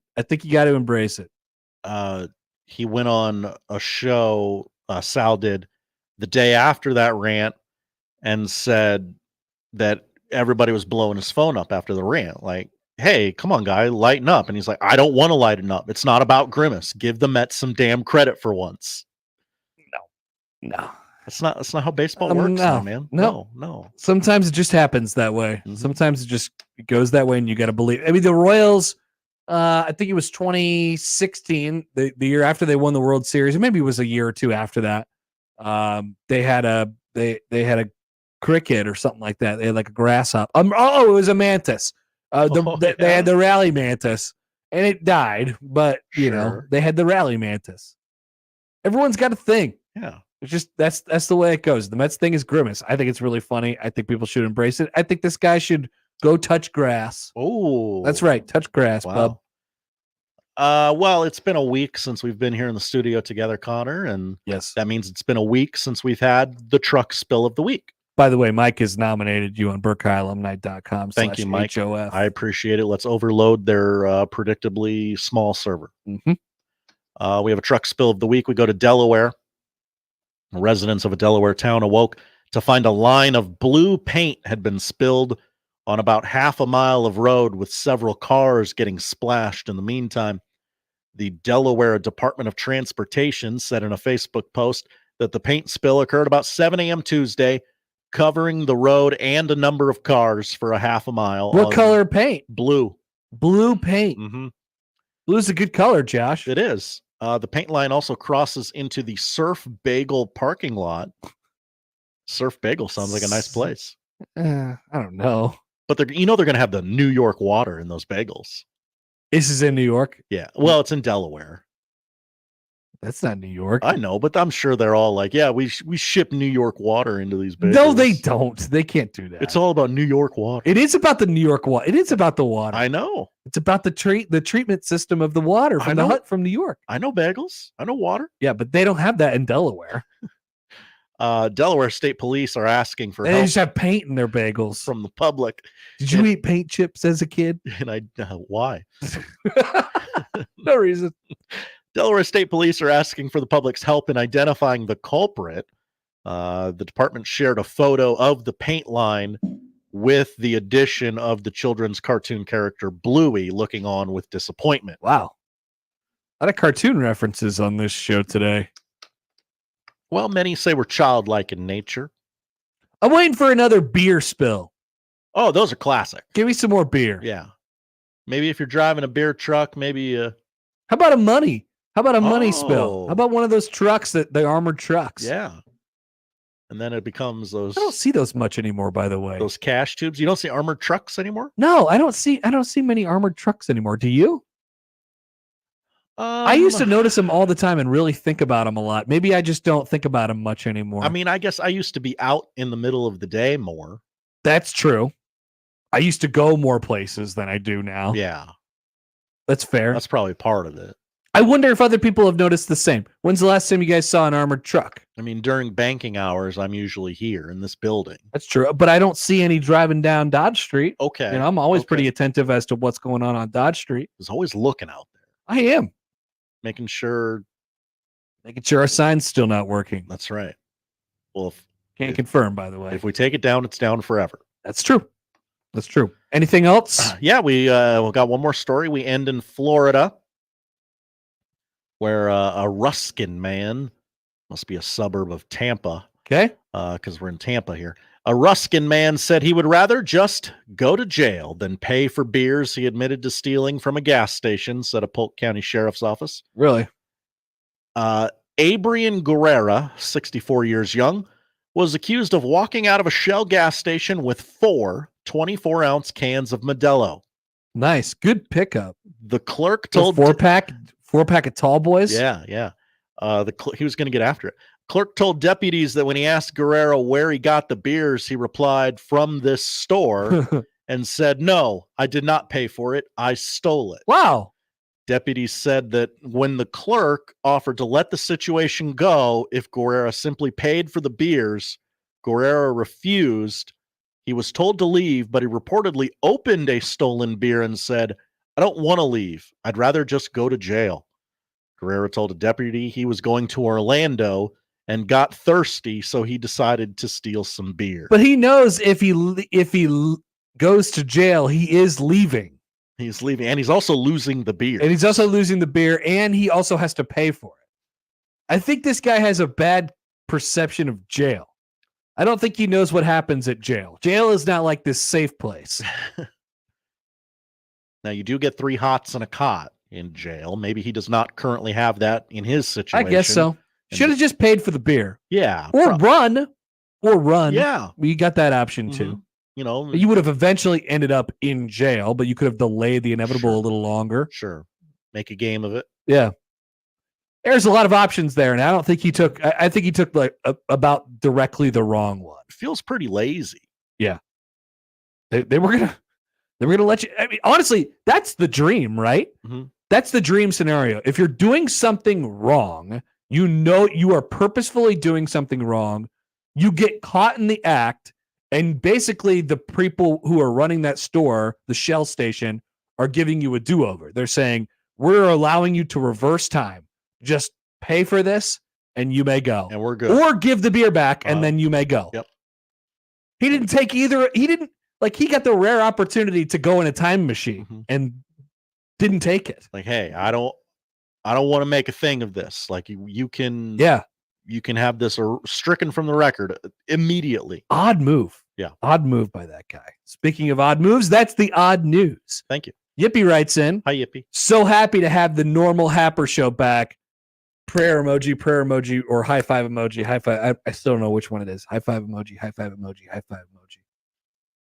I think it took us a while, but I think we're getting back into it now. We're finding our sea legs. Yeah. I mean, it was going to take some time. It felt foreign at the beginning of the show. I'll pull the curtain back. I'm very tired. Yes, we're all very tired, but we're not gonna complain about it. We came to work on time. Damn right we did. And because of our tiredness, we're gonna do a tweet bag. So send us a tweet on the other side at Happer Show on the J-Tech Construction Zone Twitter feed. You could also text the tweets in. You could also email the tweets in. Ooh.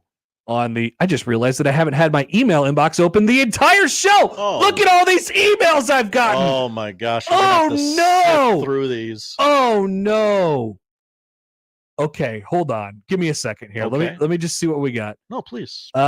John, why are the Royals losing baseball games to the A's? I don't know. That sounds like a great tweet bag question or a topic alert. Let's see. Today is a free show with no College World Series games. I'm guessing you might not have all the content you normally do. We probably better find time to get to the Caitlin Clark story. I doubt it. Seems like there's a lot of elbow room to get to that. Might not have time. Don't know what this one in the context of this was. Aren't all days 24 hours long? Matt says we should look up Sayre Wright with the world famous Alexander Payne, the director from the movie Nebraska. Sure. We got world-class directors here in Nebraska too. I mean, he doesn't have to toil in Hollywood. Ross says this guy sounds like Tyreek Johnson with the ability to act. What are the odds that a guy hasn't played football since October, missed spring football, and isn't even here for summer workouts would be able to contribute here in the fall? Is he an actor or a football player? Why not both? Just bring him in.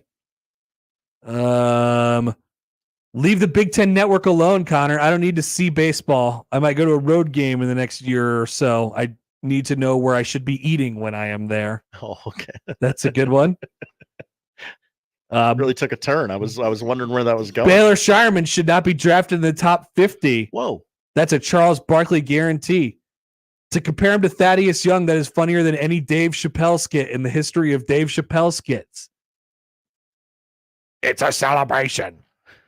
Did you see that one? Why is Barb speaking in a foreign language? Colts aren't that bad. 1620 The Zone has a show host that has his own cult. Interesting. That is true. That's true. You're saying. Why are we talking about football so much? I seem to remember being told not too long ago that football was stupid and basketball was better. Interesting. Got a couple tweet bags here. Hold on. I'm still getting caught up. I think that's it. All right. Got caught up in the emails. Wow. I'm so sorry because I forgot that I shut down my computer and my email app didn't open back up. Whew. Now I feel better. I thought that nobody was just paying attention to us today, and I got really scared and kind of self-conscious about myself. Sure. No, you're loved. It's good. I need to know that I am loved. Everyone likes you. Back with the tweet bag coming up on 1620 The Zone. Previously on Unsportsmanlike Conduct. I read a book about the idea of aliens being a thing. What is that, a new concept? Someone writing about aliens? No. It talked about being, if we're going to find aliens, how we hope to find them. Boy, that sounds like a really exciting book. It was a great book. I ripped right through it. Sean, this is why you don't have fun. You don't allow yourself to wonder. I wonder all the time. I wonder how I've made it this long being next to you two. Unsportsmanlike Conduct with John Bishop and Josh Peterson. Weekdays 2 to 6 on 1620 The Zone. Your Omaha area forecast presented by Funplex Water Park and Rides from the KETV Newswatch 7 Weather Center on 1620 The Zone.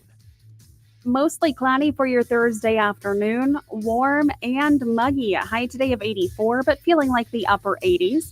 A slight chance for isolated showers and storms, not severe for your afternoon and evening. Becoming partly cloudy tonight, staying warm with a low of 71. I'm meteorologist Caitlin Harvey with KETV Newswatch 7. More with Connor and Josh after this. We're going to have an extensive professional relationship, my man. On 1620, The Zone. I'm a pretty great multitasker. I can wash dishes and do laundry. I can roller skate while walking my dog. I can even order lunch while doing my homework. But I can't use my phone while driving. A distracted driver is one of the leading causes of death in the United States. So when it comes to driving, please, don't be a multitasker.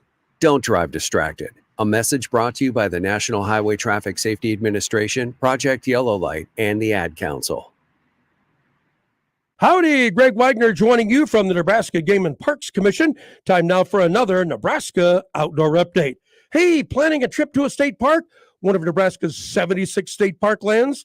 Excellent. But don't forget your state park permit, money for camping fees and other activities, a fishing permit if you want to wet a line, and oh yeah, a 6-foot leash for Scruffy, your pet. Thank you, and we hope to see you out there. By the way, you can get all kinds of information on the Nebraska State Parklands through the Game and Parks website. That web address is outdoornebraska.gov. Are you going fishing? I thought so. For proper catch and release fishing this season to ensure fish survival, I want you to remember these important things. Land the fish as quickly as possible. Handle the fish as little as possible. Keep the fish in the water as much as possible. And release the fish as fast as possible. Enjoy your fishing experience, and we'll see you out there. I'm Greg Wagner with Nebraska Game and Parks. Over the past few years, the COVID-19 pandemic has affected how we live our daily lives. Today, we also face a mental health pandemic that threatens our well-being as we attempt to rebuild our social networks and communities. The pandemic has reminded us to value family, community, and our human connections. However, it has also left many of us feeling more isolated, confused, and alone, struggling to find meaning amid loss and uncertainty. Today, 1 in 5 Americans experience emotional and mental health challenges, but many of us do not understand what we are facing or know how to ask for help. At the American Psychiatric Association Foundation, we understand what you are going through, and we are here to help.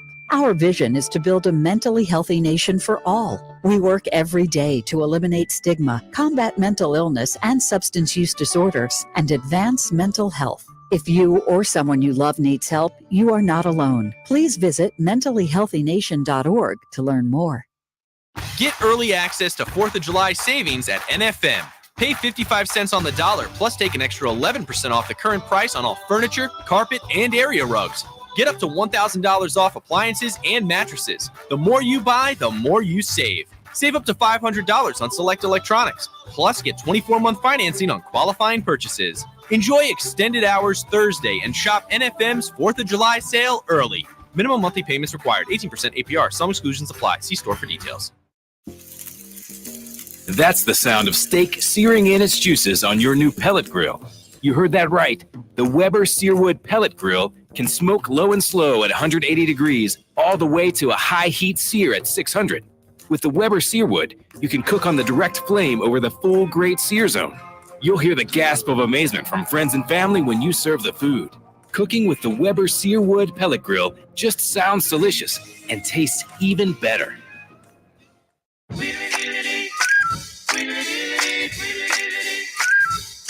This is the Tweet Bag. You send your questions in, and we answer them. Like no other radio segment ever. It's the Tweet Bag on the Connor Happer Show.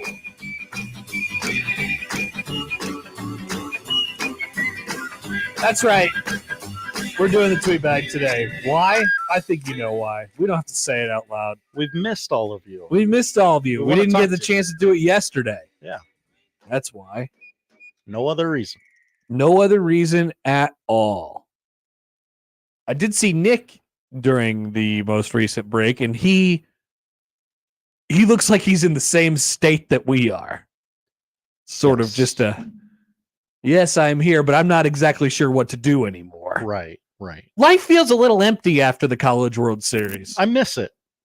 Yeah, It's like it's an adrenaline rush. What is it? What is that? Stockholm syndrome? Kind of, yeah. Actually, I think exactly. Okay, that's when you like fall in love with the person who takes you hostage, who right? kidnaps you. Yeah, yeah. And I think that's exactly what has happened. Do we like it? Not really. Do we really? I mean, do we need it back? Yes. Yeah. We desperately. We're humans. We desperately seek order. That's where my muscle memory is right now. It's not in our lives. I don't know how to function in polite society anymore. Also, just to be clear, I might be one of the remaining one person who actually does love the College World Series. I don't mind it. Okay.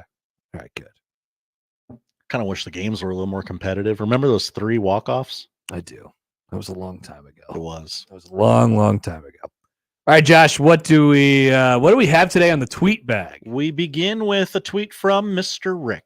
Hi, Mr. Rick. I think we heard from Mr. Rick yesterday. He tweets us a photo of a steak, egg, and cheese bagel from McDonald's. Oh, and really? And the tweet reads as follows. Steak, huh? After around 4 years, McDonald's has brought back the bagel sandwich. I had to get one this morning when I left work at 4 a.m. Is there a menu item that you can no longer get that you would go get ASAP? Huh. Specifically at McDonald's or just I think anywhere in general? I think anywhere. First of all, can we talk about the steak, egg, and cheese bagel? Sure. Are we sure about this? Oh, the McDonald's bagel sandwiches are delicious. Are they? Mm-hmm. I have always been a biscuit guy.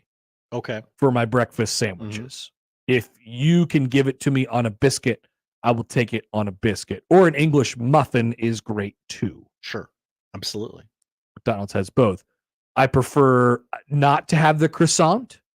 I prefer not to have the bagel. I don't really love a bagel sandwich, Josh. Oh, okay. I love a bagel how God intended. With a schmear? It's just a schmear. Yeah. Okay.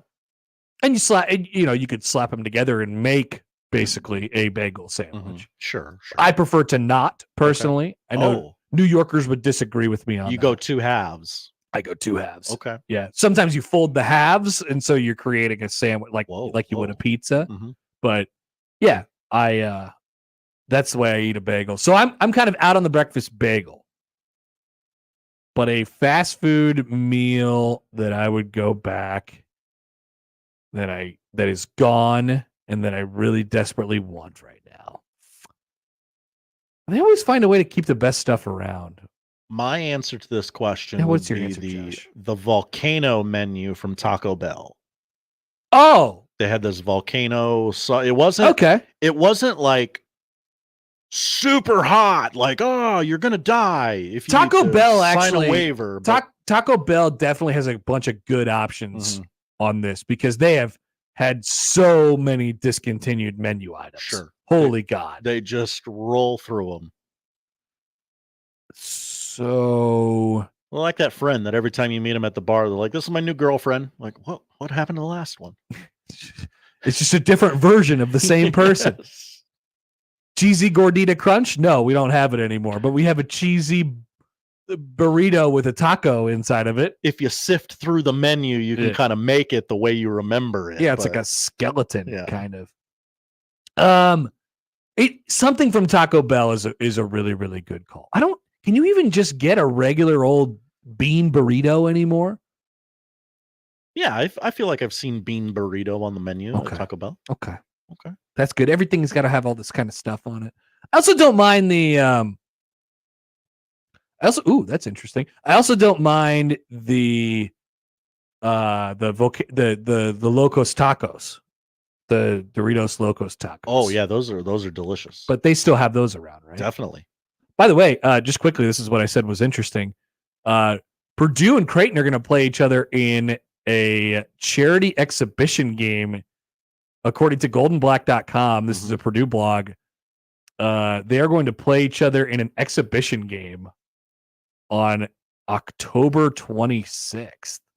I saw. Oh man! I saw that story when we were talking to Jacob, but I didn't see it reported anywhere else. So I was like, okay, did we know this already? I didn't think we did. Wow, I didn't. Who people might have. Ooh. So hold on, let me check the Nebraska football schedule real quick here. Nebraska at Ohio State that day. Creighton, Purdue. It's a game that means nothing. It's an exhibition, but they'll pack the house for that. It's Definitely. in Omaha.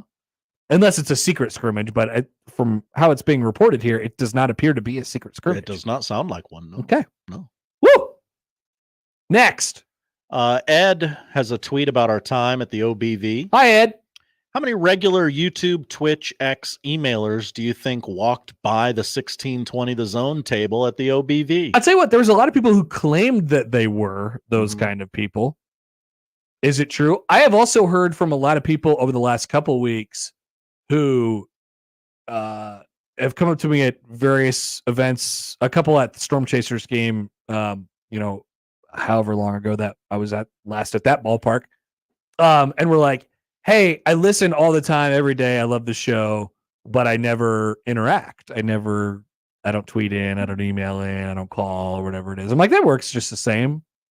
It's cool. Oh, but yeah, I've heard from a lot of those people as well. So it gives you a good sense of kind of what the landscape is. A bunch. And we're very happy. And hopefully we got some new ones as well. We were walking away one day and there was a bunch of small children who were sitting on those Rosenblatt chairs that were outside of our spot there. By the way, we'll be back out there this weekend. We will. I almost forget about that. It's almost like it's all over. But they were sitting on those chairs and they were like, are you guys a podcast? And I said, kind of, yes. Eventually. And then the next question was, are you on Spotify? And I said, yes, we are on Spotify. And so I had him search the Connor Happer show on Spotify. And one of the kids goes, is that you? And I said, yes, that is me. And then so we got a subscriber out of that, I think. Josh Peterson signed a baseball. That's right. Someone asked him to sign a baseball, which is amazing. Pretty funny. Hilarious. Pretty funny. So a bunch. We're happy to see all of you. And if you're down there this weekend, please stop by again. Matt has a discontinued food item he'd like to see resurrected. Yeah, go for it. Taco John's used to have an apple grande, which was a spicy apple tart thing that was awesome. No longer have it. Huh. He says the Hardee's biscuit, egg, and cheese is very delicious. Really? I don't think I've had a Hardee's breakfast. We'd have to drive quite a ways. Yeah. I mean, like early in the morning. 120th and L area. Are mini corn dogs from Runza do they not exist anymore? Is this the thing? Johnny mailed this in. That's a good shout. Yeah, mini corn dogs do not exist. Huh. At Runza. Bring those back, please. For my wife and child. Wow. So they still do exist. No, they do not. Bring them back. Okay.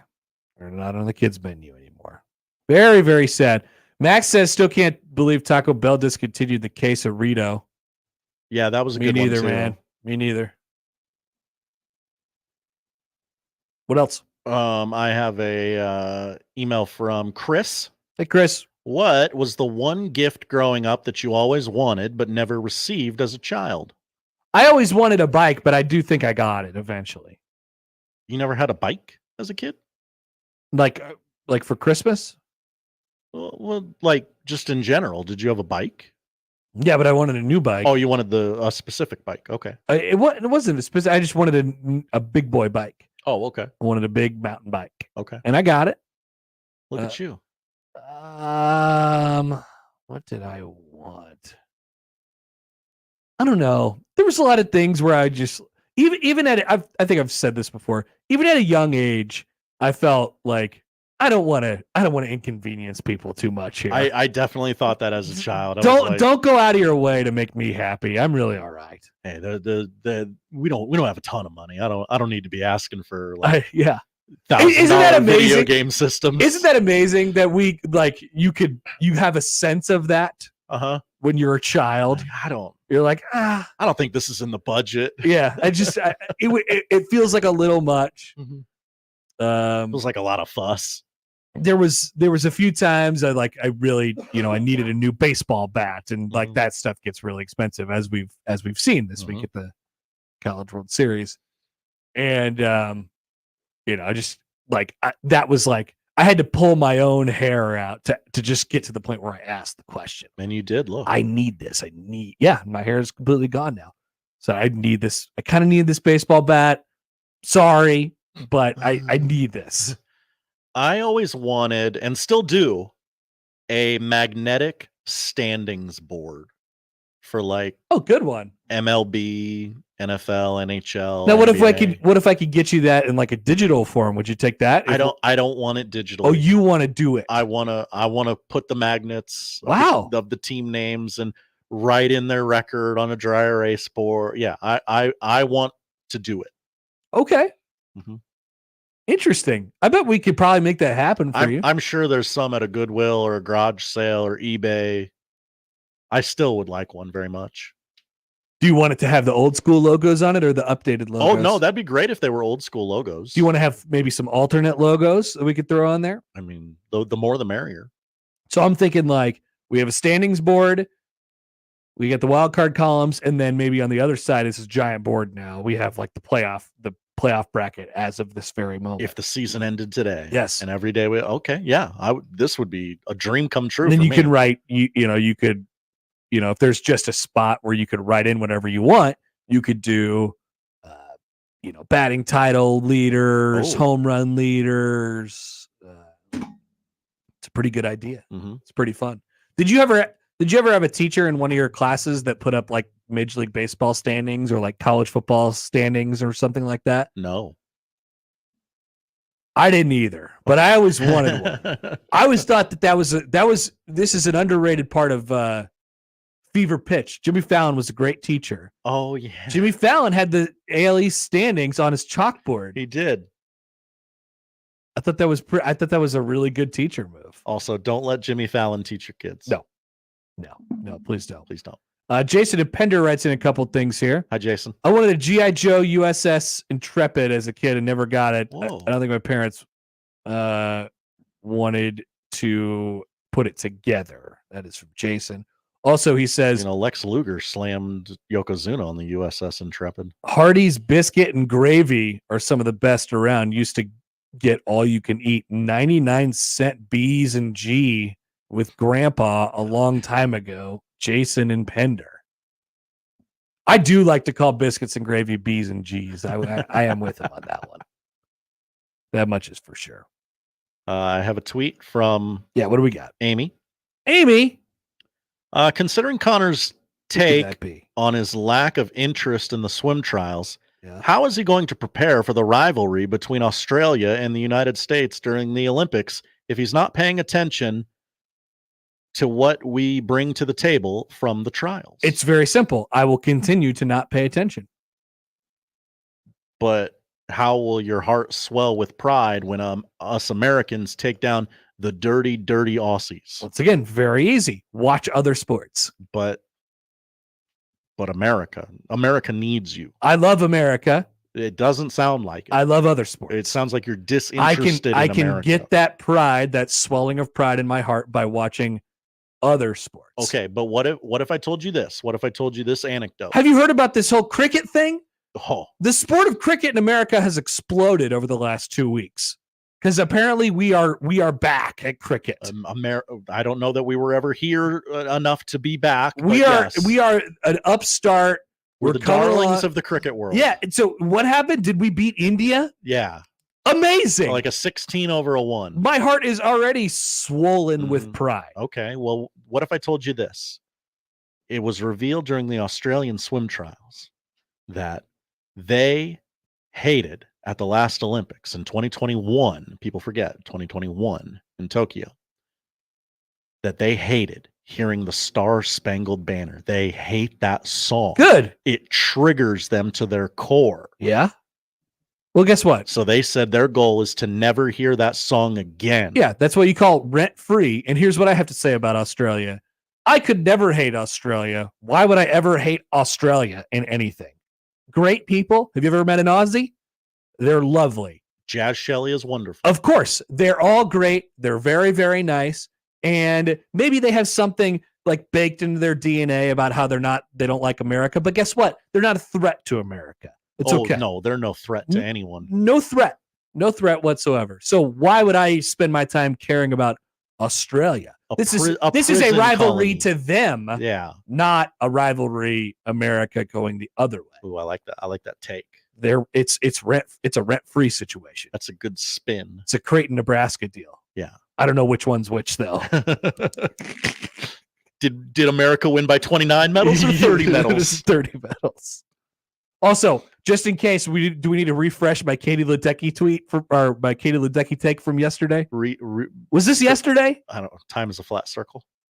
I don't even know in what platform I said this. I don't know. Why does Katie Ledecky need to try out for the team? Oh yeah, she did last night and won by 20 seconds. Shocking. I saw a video of her balancing a glass of milk on her head. Yes, while she was swimming. She can do that. Put her on the team automatically. She doesn't need to race everybody else and make America look bad while she's the best. Some would say it is automatic. I would say that it is definitely automatic. So, yeah. Once again, if you don't agree with me by now that Katie Ledecky doesn't actually need to try out for the team, then I don't know. She does, but it is a mere formality. All right. Let's take a break, right? Yeah. Good bag, y'all. Bruntz, we're going to hang on. We got 15 more minutes before we talk to Bruntz. Oh, Bruntz, really? He's pushing back. Oh. We're pushing him back. Okay. Or he pushed himself back. Is Bruntz busy? I mean, he was at the Matt Rule presser. Yeah. He just says, hey, let's do 12:45. And I said, you got it. Oh, okay. You got it, partner. So we'll do something else coming back on 1620 The Zone. For the Jays, the Huskers, and even you Jayskers, we are 1620 The Zone. Car repair is car repair. Most places you go can change your oil or fix your brakes. The difference is the experience you'll get at Omaha Car Care. We're part of the community. We were born here, and we believe that our relationship with you should be built to last. We're going to consult you, not sell you. We're going to give you a free loaner car. We're going to treat you like a valued friend that we want to continue to see in the years to come. I'm Rick Betker, owner of Omaha Car Care, and we'll be along for the ride. Hi, we're the Goo Goo Dolls. We're fortunate that we can give our daughters everything they need to grow and learn. But not every child can focus on classes and play dates. Nearly 13 million kids in the U.S. face hunger. That's 1 in 6. School lunch might be their only meal each day, and it's heartbreaking to imagine any child going to bed hungry. We're dreaming of a perfect day when kids can smile, play, and just be kids without worrying about where their next meal will come from. Feeding America is working to make that perfect day a reality. Each year, the Feeding America network of food banks rescues billions of pounds of good food that would have gone to waste. That food is given to families and children in need. Being a kid should be about doing things that make an ordinary day extraordinary. Learning to play an instrument, building a sandcastle, hosting tea parties. Hunger should never be an obstacle to growing up. You can help end childhood hunger in your community by visiting feedingamerica.org. Brought to you by Feeding America and the Ad Council. How do you celebrate the expansion of Lindley Clothing with the addition of Well Suited? Well, you have a BOGO 50% off sale. Right now, Lindley Clothing, buy one, get one 50% off sale on suits and sports coats. Buy one suit or sports coat at regular price and get a suit or sport coat of equal or lesser value at 50% off. Now, the sale is going on now, but it ends with a bang on July 3rd. If you haven't been to Lindley Clothing, get there now and check out Well Suited as well. More sizes, more styles, more selection. In the Linden Market at 132nd and West Dodge, you'll enjoy easy access to Lindley Clothing. I love playing sports, especially for my school. And that's because school sports are special. It's where it's safe to fail. It's where we're taught resilience, where our fear becomes confidence. It's where we learn to get back up after every fall. School sports are where 7.8 million students go from I can't to I can. This message presented by the NSAA and the Nebraska State Interscholastic Athletic Administrators Association. Progressive presents 10 things on a plumber's to-do list that are harder than getting a small business insurance quote. Waking up for 5 a.m. plumbing disasters, finding out why water is pouring from the ceiling, replacing a pipe in a home from the 1800s, then dealing with invoices or your awkward apprentice or that really weird smell, and then there's breathing and eating and, of course, clogs.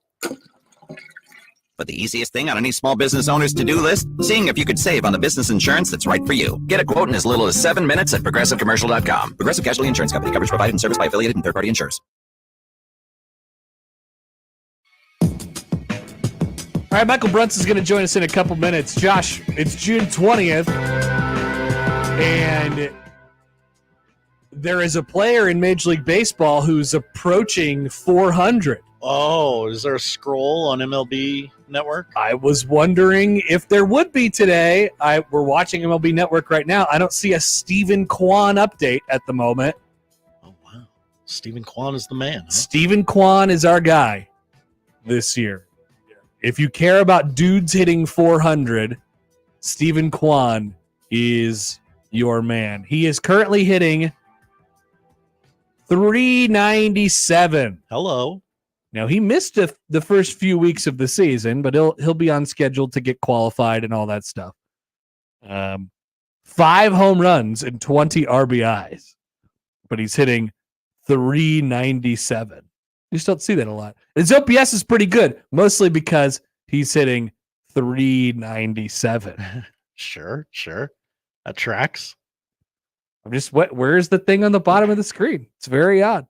Why no love for Stephen Kwan? Where's Stephen Kwan? Mike Schaefer is very frustrated about this. I imagine so. Also, did you see that Donald Sutherland died? I did see that. Sad. I saw it during the tweet bag. That's Kiefer Sutherland's dad. This is correct. I just saw a Kiefer Sutherland tweet. I haven't seen one of those in a long time. What's your favorite Donald Sutherland movie? Oh boy, Josh. Let me see how many Donald Sutherland flicks I've seen in my life. Is it Backdraft 2? I saw a Hunger Games. Okay. I saw a Hunger Games. He was very good in those.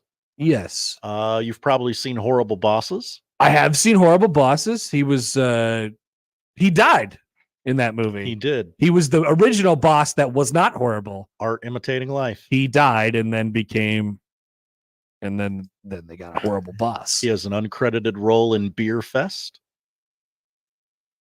Is he Grandpapa? Johann von Wolfgang. He is Grandpapa. What is it, Grandpapa? That is him. Yeah, that's him. They have the little doll. Yeah. Okay, that's up there for me. I like that. I believe he's only in a hospital bed in that entire movie. The Italian Job? Haven't seen it. Okay. Haven't seen it, sadly. Sounds like a movie that's right up my alley, kind of. That's why I suggest Space Cowboys. No. Oh, that's Gary. Gary likes Space Cowboys. That's right. I know somebody at the station likes Space Cowboys. So what's the Hunger Games Mockingjay? Are these like the 5th and 6th movies? Yeah. Okay, Catching Fire. I think I only saw the first Hunger Games. Okay. So was he in that one? Yeah. Okay. All right, good. I saw that one then. Beer Fest. Look at that. He is Grandpapa. What is it, Grandpapa? And then we're going back probably before my time. 88 years old. Animal House is probably my favorite Donald Sutherland movie. He was in Animal House? Yeah. Wow. Nice. Amazing Daniel went back and searched his own Twitter feed and wondered if he had ever tweeted about Donald Sutherland. Oh, wow. Turns out he has. What a great bit. It was in a response to a tweet that said, name an actor that's always good that you could always watch in anything. And Daniel wrote Kathy Bates and Donald Sutherland. What an interesting duo of people. Sure. I would never say, boy, I love Kathy Bates and everything she's in, but it might be true. I just hadn't really thought about it that way.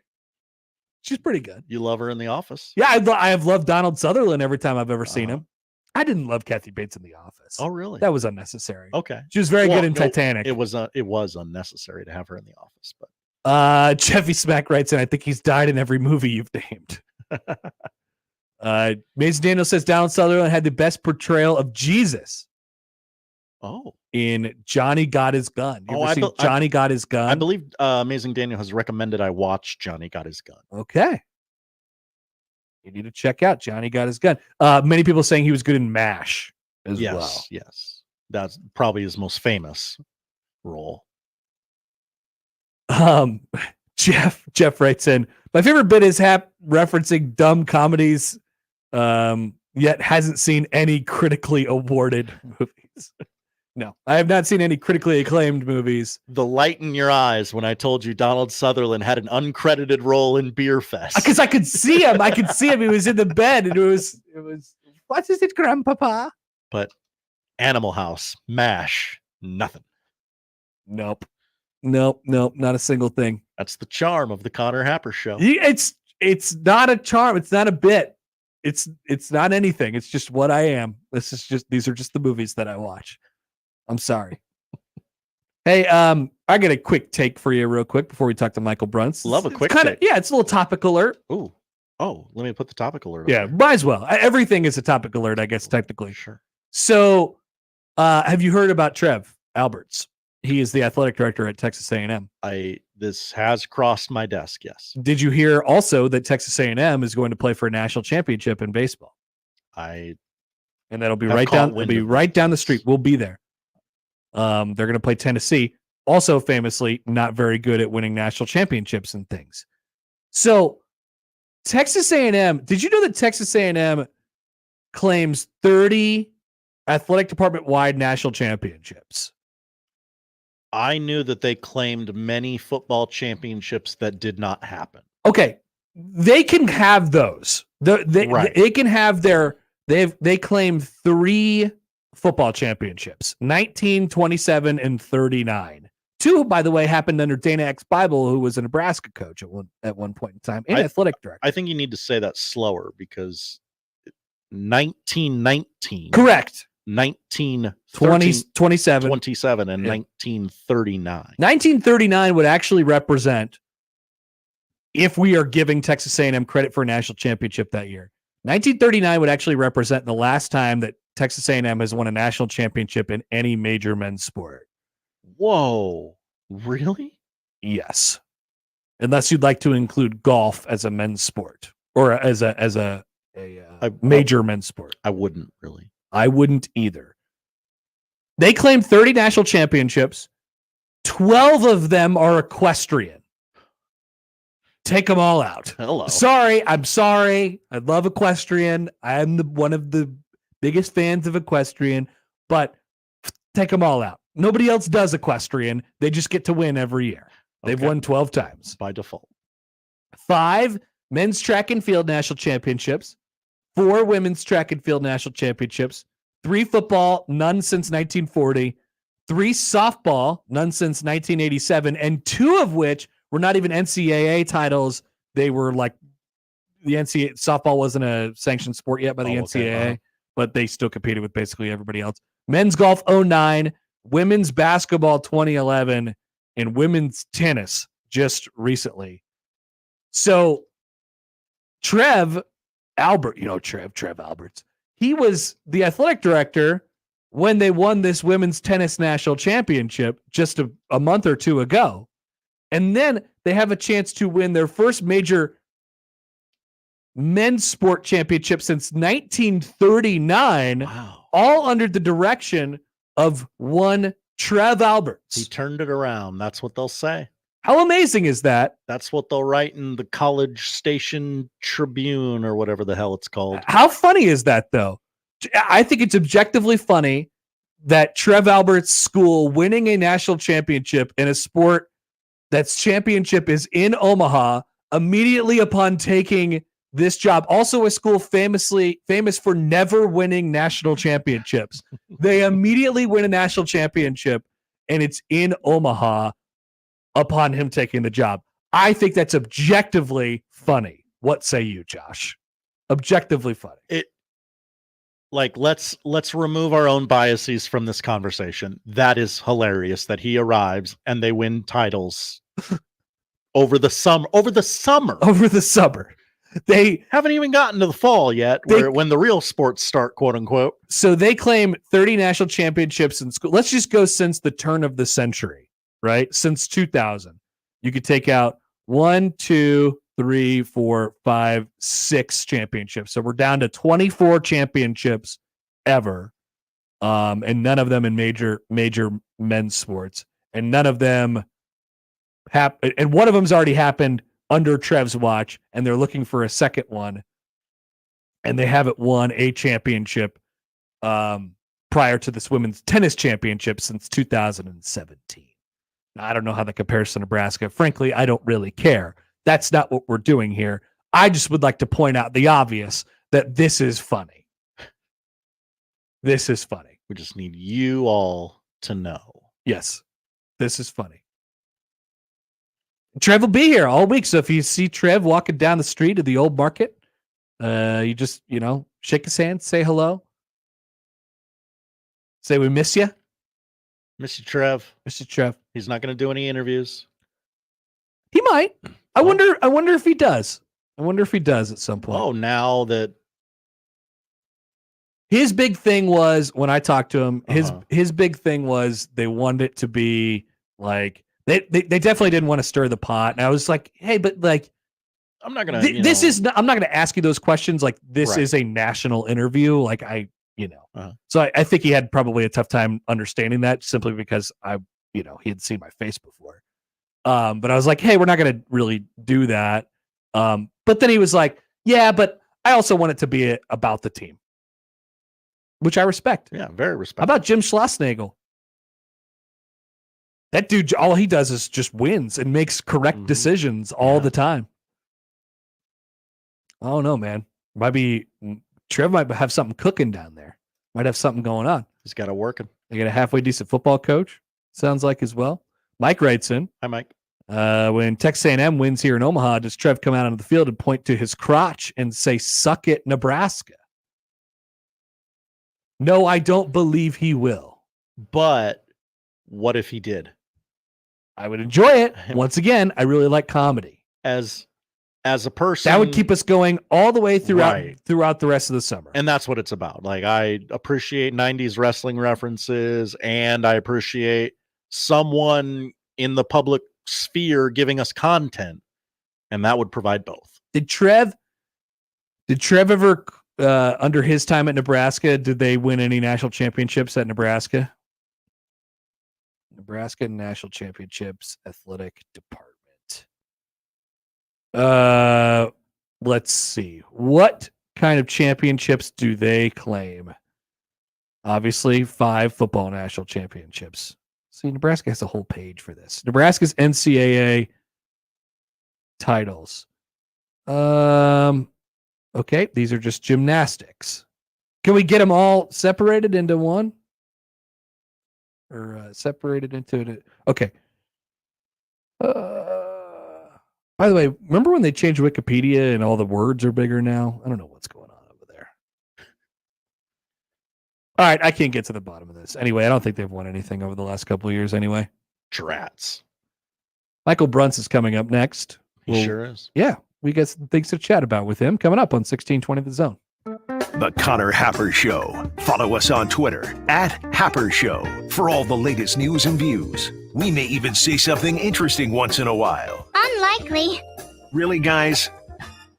Live from the Host Coffee Studio, this is 1620 The Zone. At Athletico Physical Therapy, our favorite patients are the impatient ones. The ones who don't want to wait 3 months to see a specialist or wait until that little pain becomes a big one. The ones who know that Athletico's therapists can help them take the recovery into their own hands. Our favorite patients are the ones who just can't and won't wait because they don't have to. So get a little impatient and start with physical therapy at Athletico. With no prescription needed in most states to get started, you'll be right back at it in no time. Schedule your free assessment at athletico.com. Tickets for less. Best seats, best prices, no service fees. Shop ticketsforless.com. KOZN Bellevue, Omaha, Council Bluffs. This is 1620 The Zone.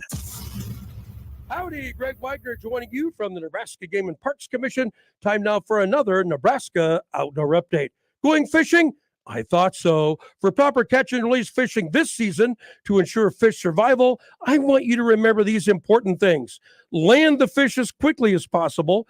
Handle the fish as little as possible. Keep the fish in the water as much as possible. And release the fish as fast as possible. Enjoy your fishing experience. I'm Greg Wagner. Over the past few years, the COVID-19 pandemic has affected how we live our daily lives. Today, we also face a mental health pandemic that threatens our well-being as we attempt to rebuild our social networks and communities. The pandemic has reminded us to value family, community, and our human connections. However, it has also left many of us feeling more isolated, confused, and alone, struggling to find meaning amid loss and uncertainty. Today, 1 in 5 Americans experience emotional and mental health challenges, but many of us do not understand what we are facing or know how to ask for help. At the American Psychiatric Association Foundation, we understand what you are going through, and we are here to help. Our vision is to build a mentally healthy nation for all. We work every day to eliminate stigma, combat mental illness and substance use disorders, and advance mental health. If you or someone you love needs help, you are not alone. Please visit mentallyhealthynation.org to learn more. Wesley Financial Group is not a law firm. If you own a timeshare, don't miss this public service announcement from Chuck McDowell, founder of Wesley Financial Group. If you receive an unsolicited phone call or mail piece to discuss selling, renting, or especially canceling your timeshare, don't fall for it. If you really want out of your timeshare, hang the phone up immediately or throw that mail piece in the trash and contact your timeshare resort or Wesley Financial Group for assistance with your timeshare. As the only Inc. 500 timeshare cancellation company, our knowledge, experience, and results has made Wesley a trusted resource for over 40,000 families we've helped get out of their timeshare. Give us a call and I'll send you our timeshare exit information kit free with the straight facts about your timeshare and all of your options for cancellation. Call for your free info kit, 800-761-0000, 800-761-0000, 800-761-0000. Broncos country, let's ride.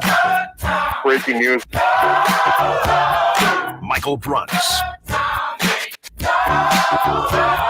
This is the second time that breaking news has happened right when I come on the show. That's a good life lesson to be learned in all this. If you're going to give somebody over $100 million, make sure they're not weird. Michael Bruntz, Husker 24/7. And we're joined now on the 42 Degrees of Source hotline by our good friend Michael Bruntz of Husker 247. Hello, Michael. Connor, hello. How have you been? Not bad. What's going on? It feels like it's been a lot longer than a week since we've last talked. My life is drastically different than it was a week ago because I've experienced the College World Series in that period of time. You've been out. You've been out in front a lot at the College World Series. I've seen a lot of photos of you at the College World Series doing hard at work, doing good work. That's right. People are calling me the face of the College World Series now.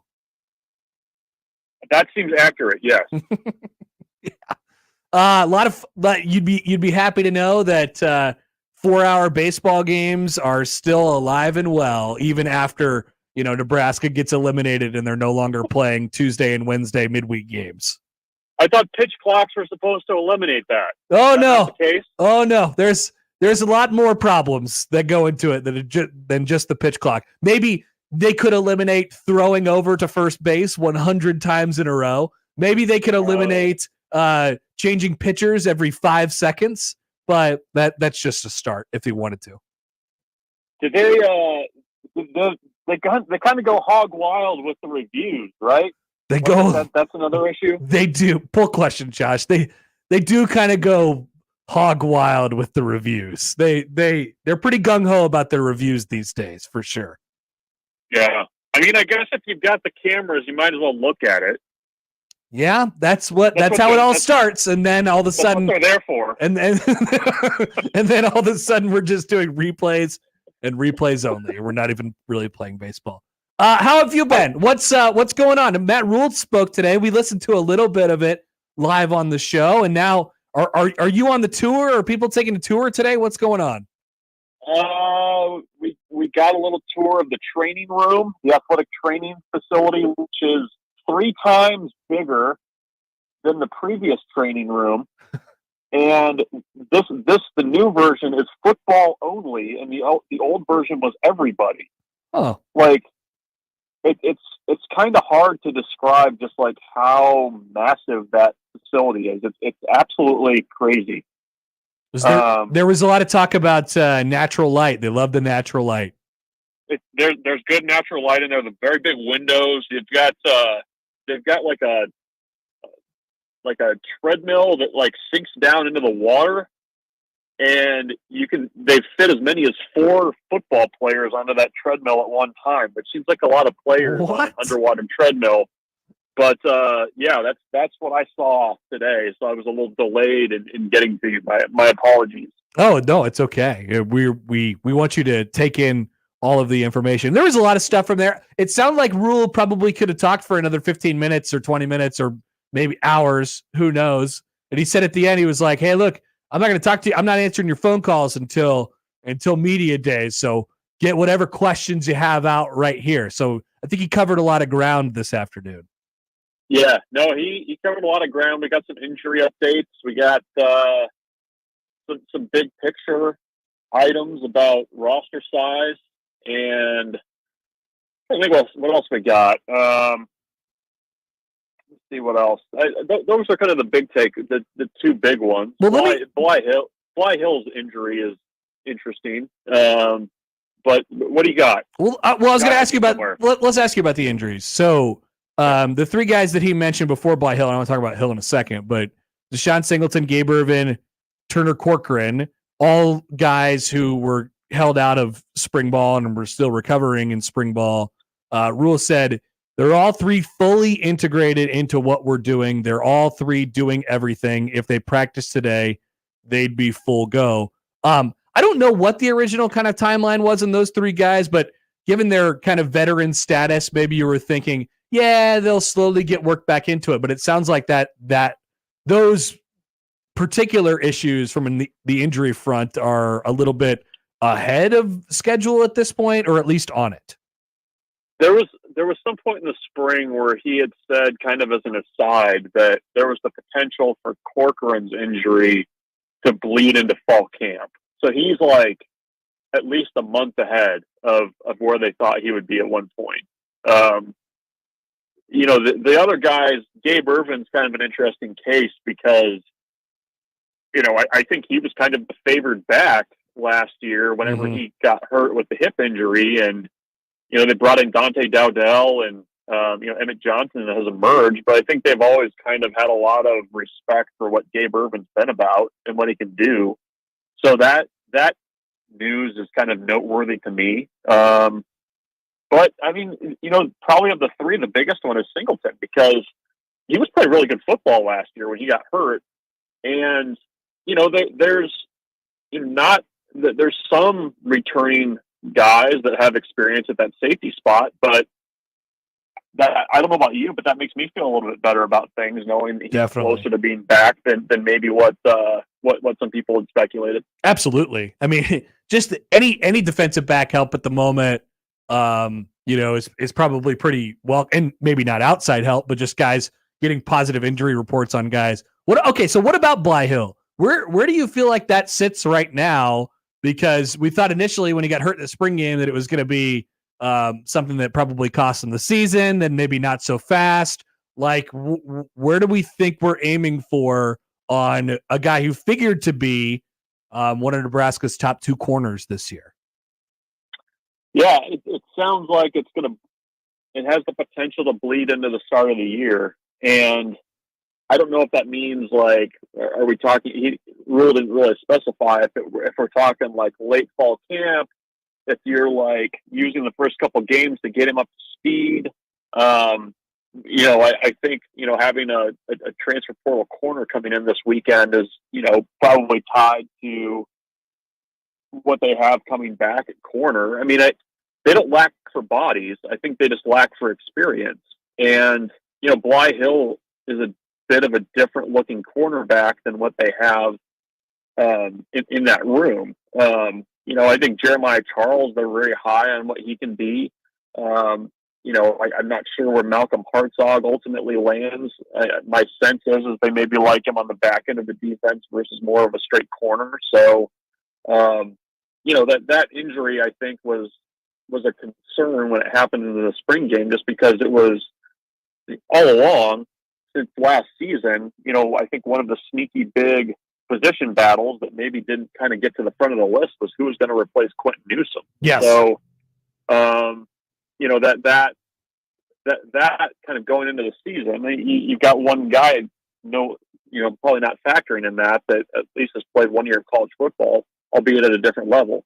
Another guy that's moving over to that room on a little bit more of a full-time basis is Jaden Doss. Feels like they wanted to pull somebody from the receiver room. He just met the qualifications the best. Is that a good way to describe what happened with Jaden Doss? Yes.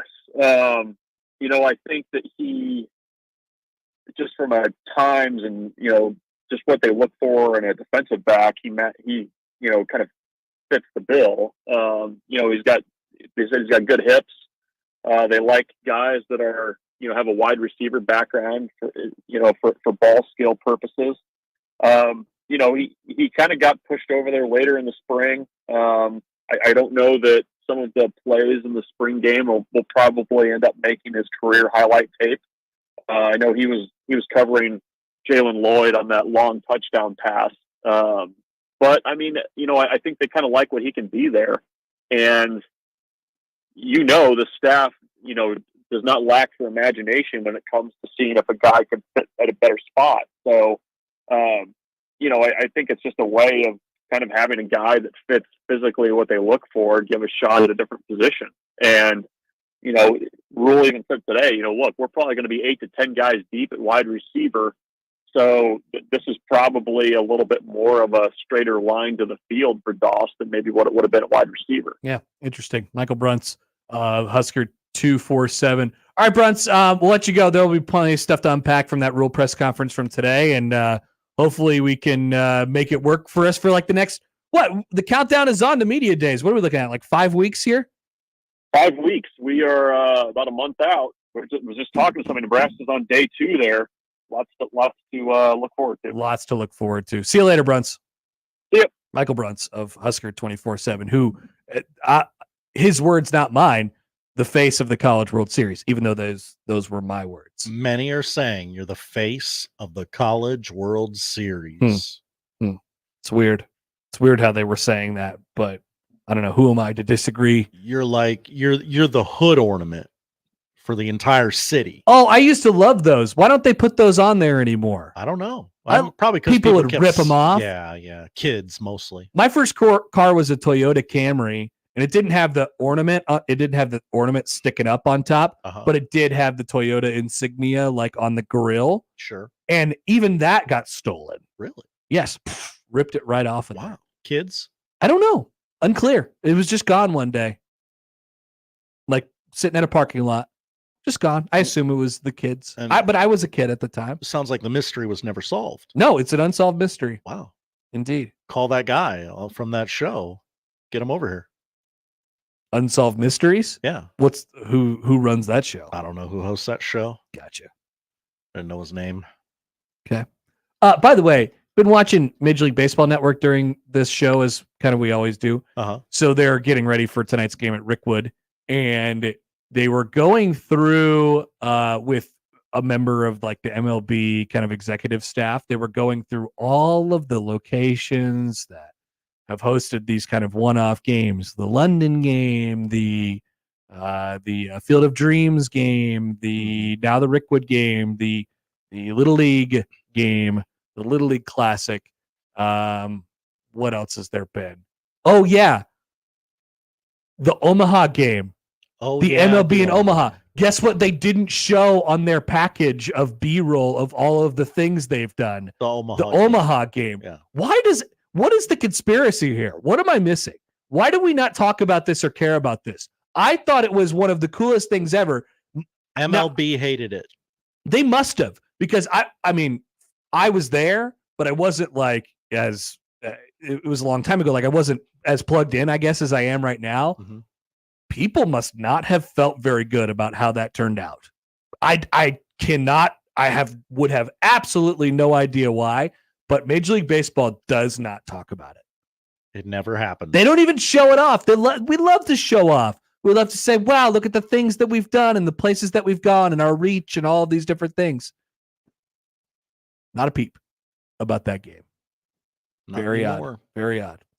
All right, back after this on 1620 The Zone. Mornings with Sharp and Handley. But here's the other thing that I've also come to a conclusion after eating in a restaurant the other day. You know when you walk in and they go, would you like a booth or a table? I am here to tell you, I don't mean to be mean about this, there is no one that goes to a restaurant where the booth is available that wants a table. There just isn't. And if they want the table over the booth, I'm very curious about who they are, how they're made up. Mornings with Sharp and Handley. Weekdays 6 to 10 on 1620 The Zone.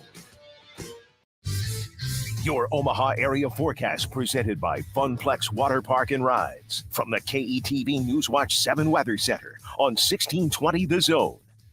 Mostly cloudy for your Thursday afternoon, warm and muggy. A high today of 84, but feeling like the upper 80s. A slight chance for isolated showers and storms, not severe for your afternoon and evening. Becoming partly cloudy tonight, staying warm with a low of 71. I'm meteorologist Caitlin Harvey with KETV Newswatch 7. The Connor Happer Show returns in minutes on 1620 The Zone. How do you celebrate the expansion of Lindley Clothing with the addition of Well Suited? Well, you have a BOGO 50% off sale. Right now, Lindley Clothing, buy one, get one 50% off sale on suits and sports coats. Buy one suit or sports coat at regular price and get a suit or sport coat of equal or lesser value at 50% off. Now, the sale is going on now, but it ends with a bang on July 3rd. If you haven't been to Lindley Clothing, get there now and check out Well Suited as well. More sizes, more styles, more selection. In the Linden Market at 132nd and West Dodge, you'll enjoy easy access to Lindley Clothing. Whether it's food for meetings or company events, Easy Cater has everything you need to make food for work. And that means all you have to do is sit back and take credit. Wow, a vegan and a meat lover taco bar? Jill, you're the best. Oh, all I did was use Easy Cater. Take the credit, Jill. Well, I guess I sort of Take it. invented taco bars. Too far, Jill. Too far.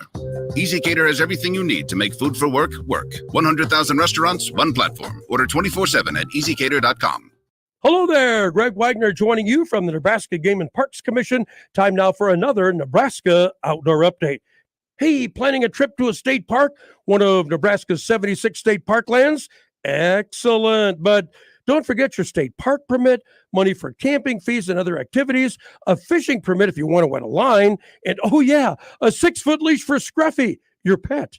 Thank you, and we'll see you out there. I'm Greg Wagner with Nebraska Game and Parks. Is your concrete cracked or uneven? Hey everyone, Coach Greg McDermott here to explain why you should choose Everlevel Concrete Repair. Many people think they need to replace broken concrete, but repairing it provides durable protection and comes at a fraction of the cost. Everlevel provides permanent repair solutions to fix your concrete and protect it against future damage, and it all comes with a long-term transferable warranty. They offer free inspections to walk you through the entire process. Call Everlevel Concrete Repair today. Hi, this is Doug Nodgard with Equitable Bank. Great service never goes out of style. When the digital age dawned, many said computers would be able to handle many of the interactions that used to take a person. Boy, were they wrong. How many times have you called your bank and gotten a recording to press 1 or 2? Not at Equitable. Not only does Equitable answer your call in the first ring, it's answered by a human being. That's because Equitable Bank values its customers. Equitable Bank, we take banking personally. Member FDIC. Let's get back to the Connor Happer Show on 1620 The Zone. Here comes the clown.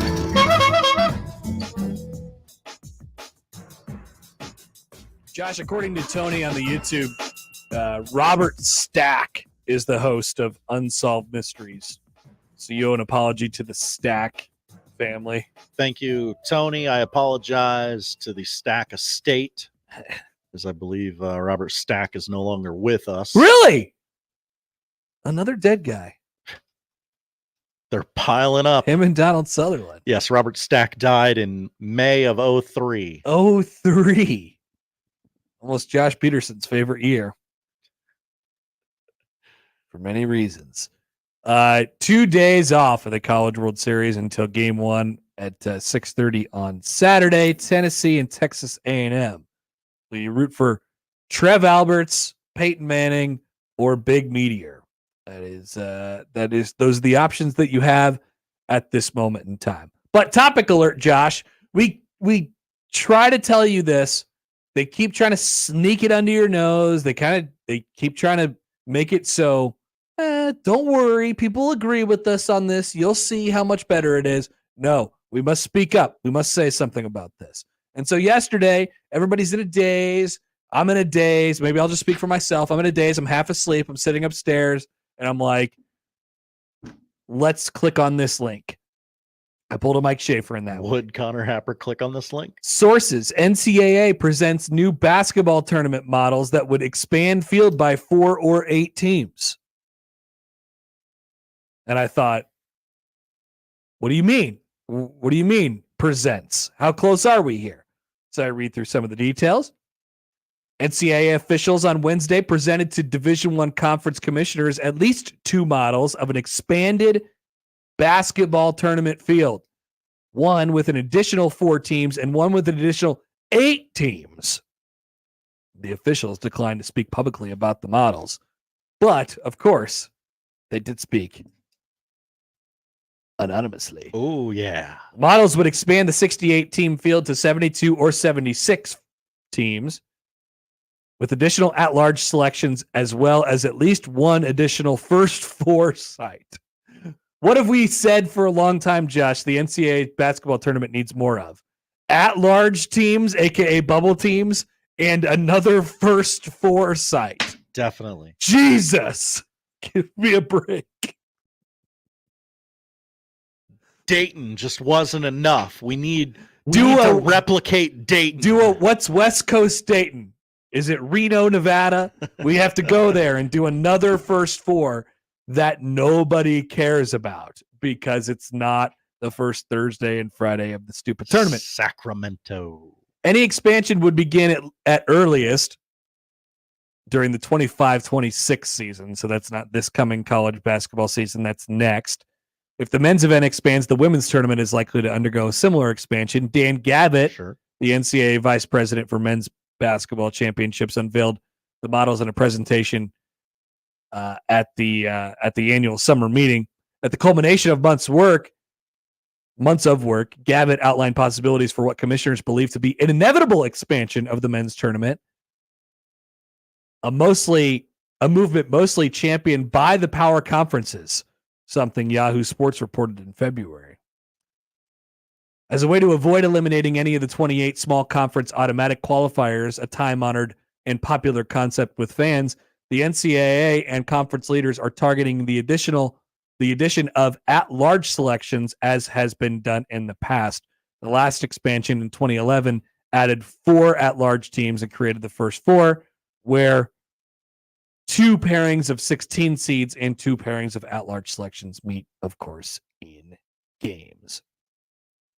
So we're just going to basically do the same thing that we did several years ago when we added the first 4. We're just going to do it again. At least that's what people want. Trust me, people want this. Who are these people?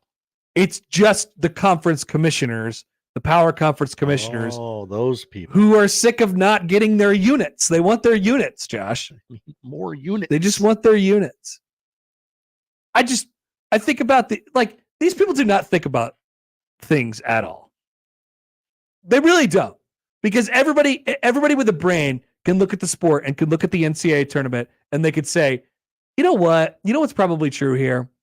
Those last 10 teams, those last 5 teams, those last 4 teams, they don't really have the resume that should get them into the NCAA tournament.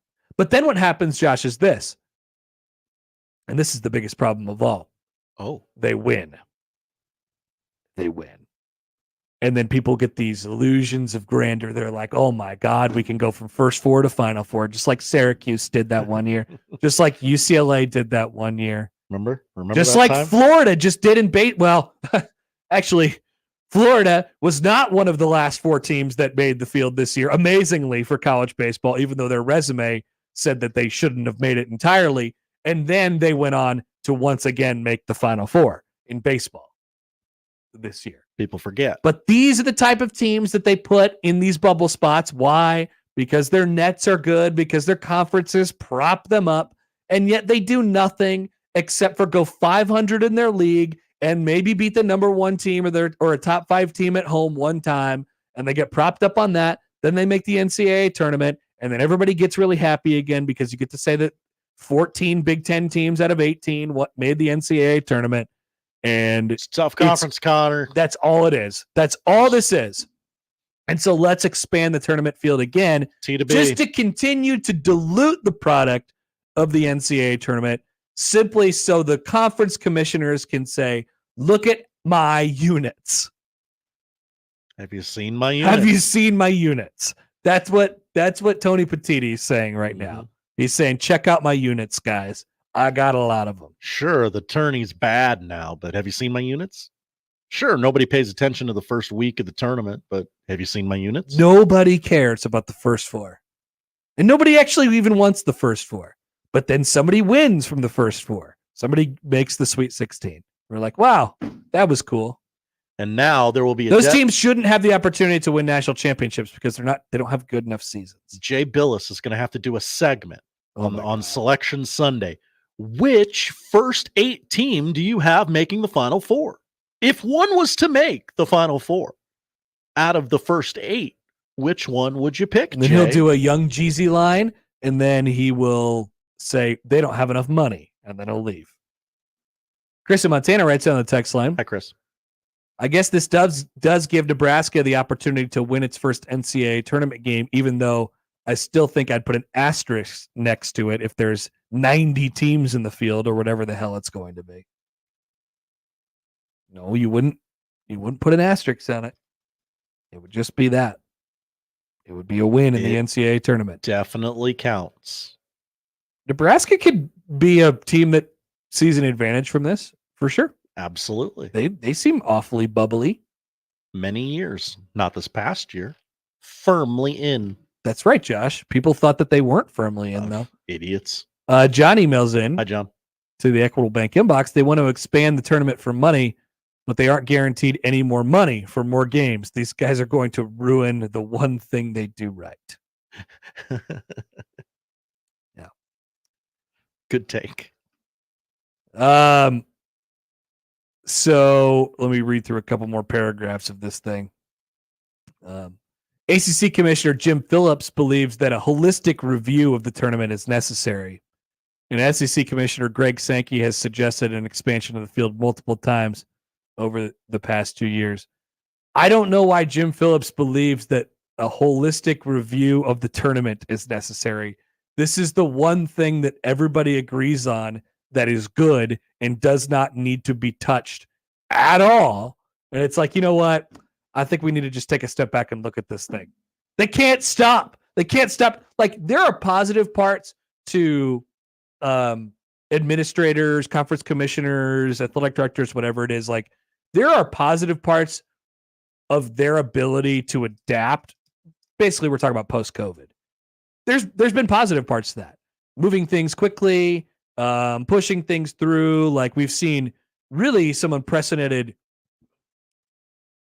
growth in some bad ways, but also some good ways in our sport over the last couple of years. Like, that is generally a good thing, but it has also made them get into this place where they feel like they have to be changing stuff that simply doesn't need to be changed. It is possible that the setup of how we do some of our tournaments was originally good, and we could just not leave it, especially when everybody tells you, hey, you could just leave that there, and it doesn't. You don't have to really touch that. It just works for you. I get it. You want more money. I get that. Yeah. There's other ways to do it. I think maybe even more than wanting more money, they just want to do something. Sure. I just want to do something. Let's jazz it up. Yeah, let's just change it up a little bit. Look at this tournament. Look at how everybody's talking about it afterwards. People hate this thing, right? More teams in means more people are talking about it, right? So stupid. So stupid. So I just wanted to make sure this did not fly under your nose again. Mm-hmm. They're trying to change our tournament. They're trying to take our beautiful, beautiful baby boy and girl. We have twins in this scenario. And remember? we are not letting them get away with it, at least without talking about it. That's right. Can we affect change? Probably not. But I wanted you guys to know this before it happened so you weren't blindsided by it. Can we have a family meeting? We need to get the four families together. That's right.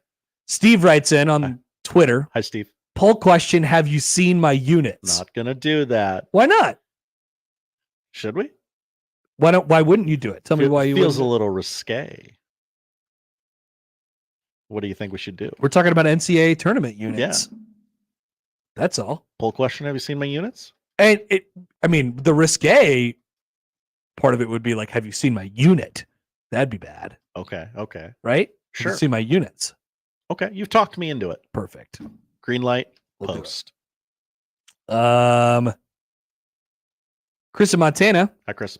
Is the NCAA being run by a bunch of people with pink Hello Kitty backpacks or something? Interesting. What a clear vision. Maybe they do all have pink Hello Kitty backpacks. They're all children. That's what he's saying. I just have a real clear image of Jim Phillips with a Hello Kitty backpack on. Good. All right. Still a couple more things we can get to. I still have these charts that I haven't got to yet. We love a good chart. It is June after all. Chart season. Coming back on 1620 The Zone. The Connor Happer Show. Who's pitching tonight? Yu Darvish having a great year. The Connor Happer Show. I know about that guy. On 1620 The Zone. What a mess. Many people go back to the dealership out of habit or because they think the dealer is the only one who knows how to fix their car. At Omaha Car Care, we offer a better option.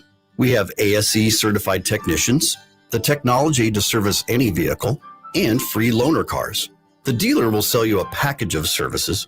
We'll provide the service you want for your car as your trusted partner. I'm Rick Betker, owner of Omaha Car Care, and we'll be along for the ride. Howdy, Greg Wagner joining you from the Nebraska Game and Parks Commission. Time now for another Nebraska Outdoor Update. Hey, planning a trip to a state park? One of Nebraska's 76 state park lands? Excellent. But don't forget your state park permit, money for camping fees and other activities, a fishing permit if you want to wet a line, and oh yeah, a 6-foot leash for Scruffy, your pet. Thank you, and we hope to see you out there. By the way, you can get all kinds of information on the Nebraska State Park lands through the Game and Parks website. That web address is outdoornebraska.gov. Are you going fishing? I thought so. For proper catch and release fishing this season to ensure fish survival, I want you to remember these important things. Land the fish as quickly as possible. Handle the fish as little as possible. Keep the fish in the water as much as possible. And release the fish as fast as possible. Enjoy your fishing experience, and we'll see you out there. I'm Greg Wagner with Nebraska Game and Parks. This is the story of the one. As a maintenance engineer, he hears things differently. To the untrained ear, everything on his shop floor might sound fine, but he can hear gears grinding or a belt slipping. So he steps in to fix the problem at hand before it gets out of hand. And he knows Grainger's got the right product he needs to get the job done, which is music to his ears. Call, click Grainger.com, or just stop by. Grainger, for the ones who get it done. Hi, we're the Goo Goo Dolls. We're fortunate that we can give our daughters everything they need to grow and learn. But not every child can focus on classes and play dates. Nearly 13 million kids in the U.S. face hunger. That's 1 in 6. School lunch might be their only meal each day, and it's heartbreaking to imagine any child going to bed hungry. We're dreaming of a perfect day when kids can smile, play, and just be kids without worrying about where their next meal will come from. Feeding America is working to make that perfect day a reality. Each year, the Feeding America network of food banks rescues billions of pounds of good food that would have gone to waste. That food is given to families and children in need. Being a kid should be about doing things that make an ordinary day extraordinary. Learning to play an instrument, building a sandcastle, hosting tea parties. Hunger should never be an obstacle to growing up. You can help end childhood hunger in your community by visiting feedingamerica.org. Brought to you by Feeding America and the Ad Council. At Cox Mobile, we know you're smart. You brush your teeth in the shower to save time, make coffee ice cubes for your cold brew, and wear goggles to cut onions. You also added Cox Mobile. So smart. Now you're running on the network with unbeatable 5G reliability and saving on your Cox internet. It's ingenious, just like you. Aw, thanks. Cox Mobile, the smart way to mobile. Cox postpaid internet required. Cox Mobile runs on the network with unbeatable 5G reliability as measured by Ookla LLC in the U.S. to H 2023. Other restrictions apply. Learn more at cox.com/mobile.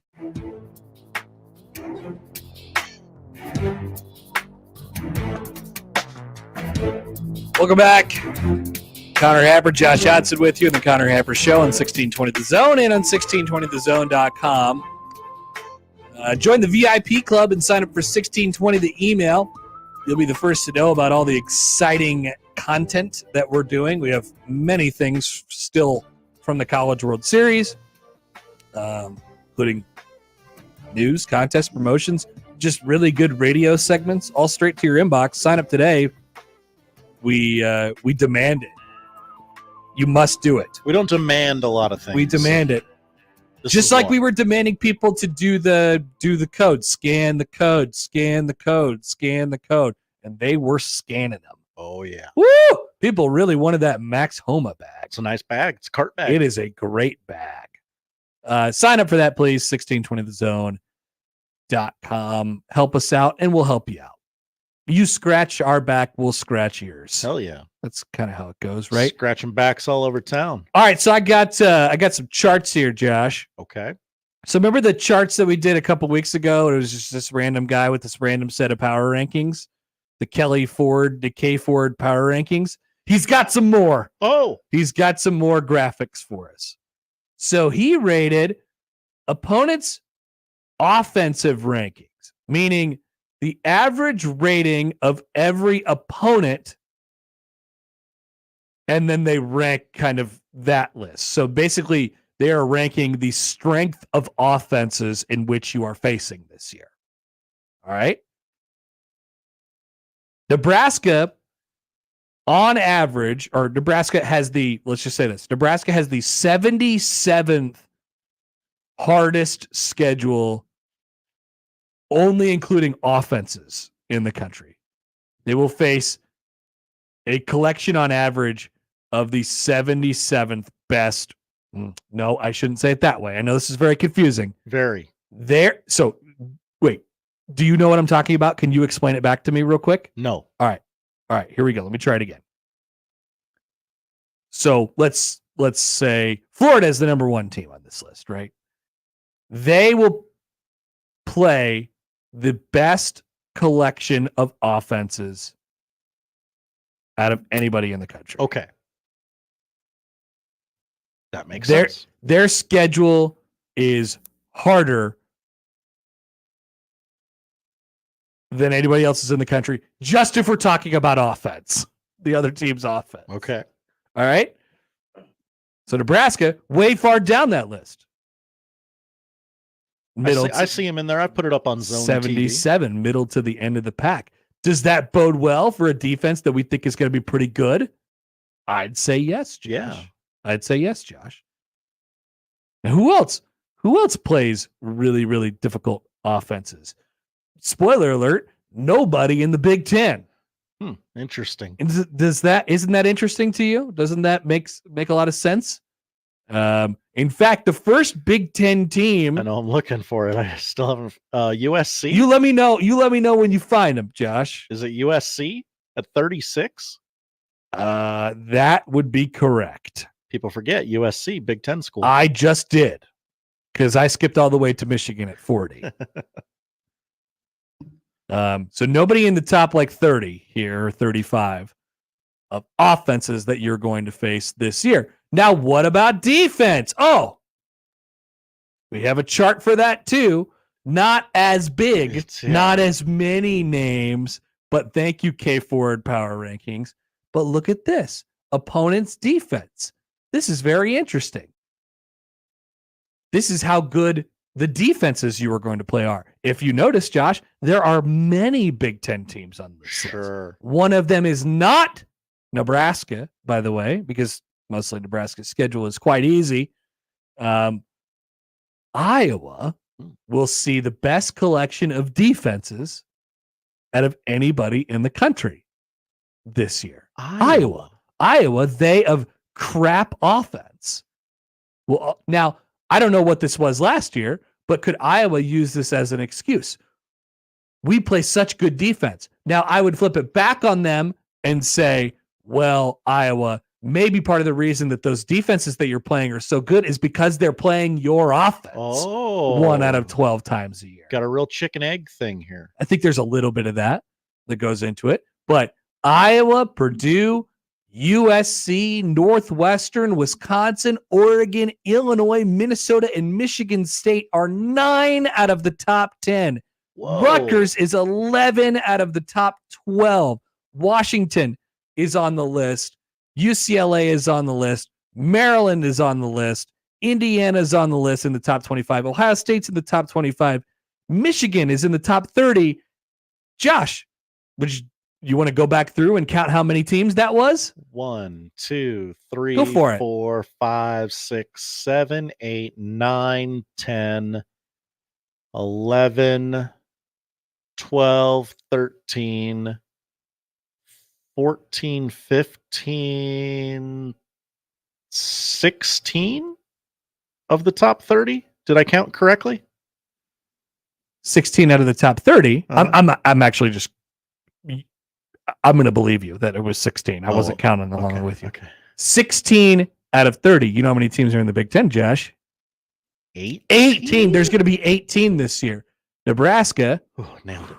Nowhere to be seen. Nowhere to be seen on this list.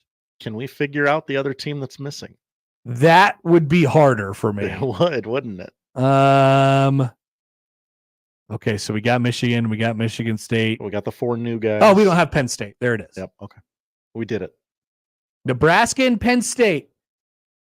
Everybody else is playing ridiculously hard defenses this year. Nebraska, they avoid some of the really, really good ones. Obviously, they still get Ohio State, and they still get Iowa, and they still get, a good collection of Big Ten defenses. Yeah, they're still playing good teams. But they got it easy compared to their conference mates and some of their new friends. What does it all mean, Connor? I'm just saying, I thought that, I think that we've done a pretty good job of correcting the narrative over the offseason, right? What was the narrative at first about Nebraska's schedule was that it was very difficult and they would never have an opportunity as ripe as they did in 2023 ever again. It would never be that easy, right? And yes, and they blew it. And because of that, it's going to be very difficult to climb that ladder. Look at that schedule for next year. And then I think over the last 6 months, things have softened in that regard. Definitely. And here's my new take. I think the schedule is even softer than people give it credit for. Whoa. I think it's even softer than people give it credit for. And I don't know how, I'm just speaking in general terms now. Obviously, we look at those first 7 games. I don't know that they all have to be wins for Nebraska, but I'm mostly talking about, and Josh Peterson and I were talking about this at the Village yesterday when we did the whole sign on the dotted line thing on the topic alert. But a lot of times you point to Nebraska's late October and November and you say, oh boy, that's hard. They better start 7-0 because they're probably going to end up being 7-5 or something like that. And I say, why don't you look again? Why don't you think about it again?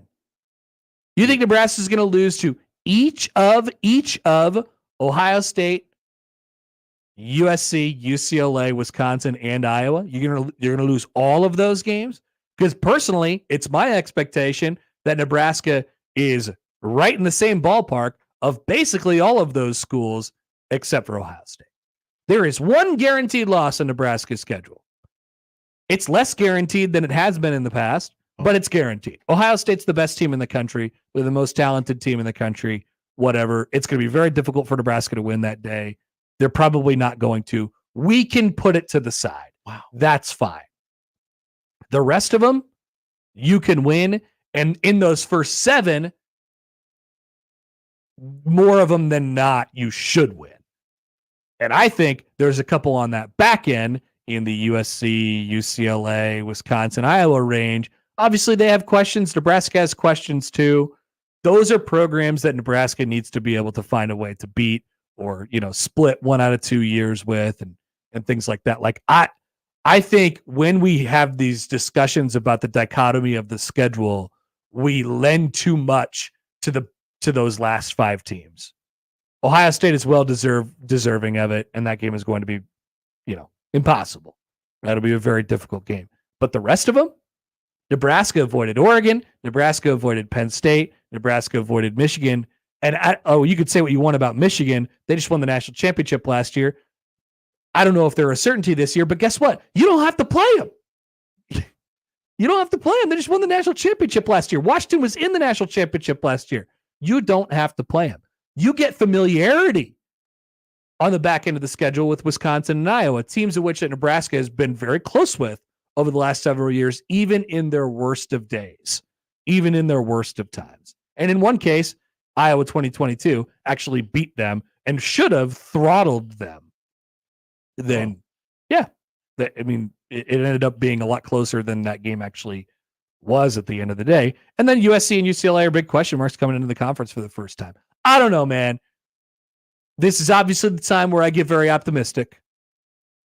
It's ranking that cool. It is absolutely optimism time.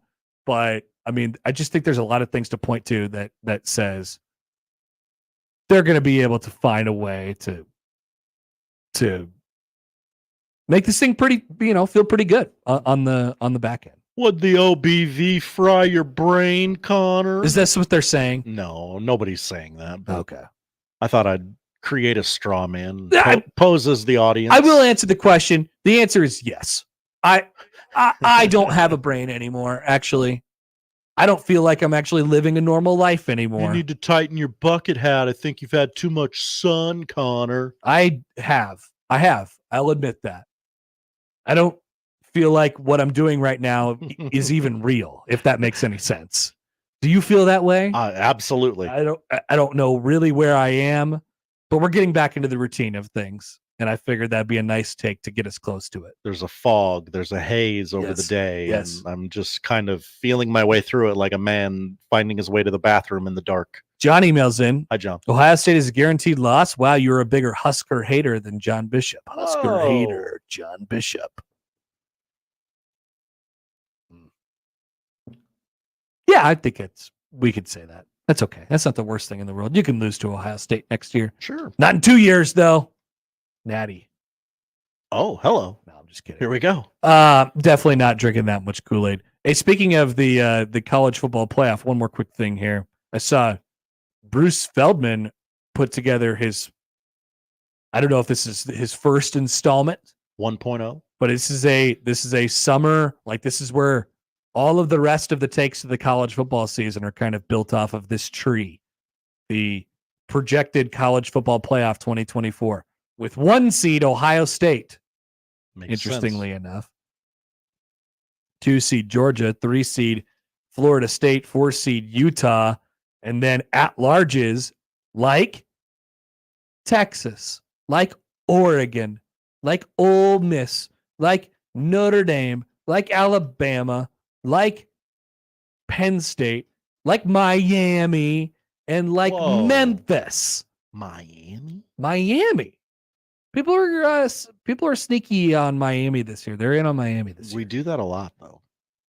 The Big Ten in Bruce Feldman's college football playoff prediction is able to get 3 teams into the field: Ohio State, Penn State, and Oregon. And then a future member, of course, in Notre Dame. God willing. One day. Telling you, the pods, the 20-team conference, with bringing Stanford, God knows they don't want to be in the ACC. Sure. Bring them in, 20 teams, 5 divisions, 4 teams each, pot it up. It's perfect. But that's my dream. Maybe that'll happen later. All right, we'll come back. We'll get you to the poll questions. We'll tell you what to watch on 1620 The Zone. Now live on Twitch, YouTube, and 1620thezone.com. At Athletico Physical Therapy, our favorite patients are the impatient ones. The ones who don't want to wait 3 months to see a specialist or wait until that little pain becomes a big one. The ones who know that Athletico's therapists can help them take the recovery into their own hands. Our favorite patients are the ones who just can't and won't wait because they don't have to. So get a little impatient and start with physical therapy at Athletico. With no prescription needed in most states to get started, you'll be right back at it in no time. Schedule your free assessment at athletico.com. Many people go back to the dealership out of habit or because they think the dealer is the only one who knows how to fix their car. At Omaha Car Care, we offer a better option. We have ASE certified technicians, the technology to service any vehicle, and free loaner cars. The dealer will sell you a package of services. We'll provide the service you want for your car as your trusted partner. I'm Rick Betker, owner of Omaha Car Care, and we'll be along for the ride. This is the story of the one. As a maintenance engineer, he hears things differently. To the untrained ear, everything on his shop floor might sound fine, but he can hear gears grinding or a belt slipping.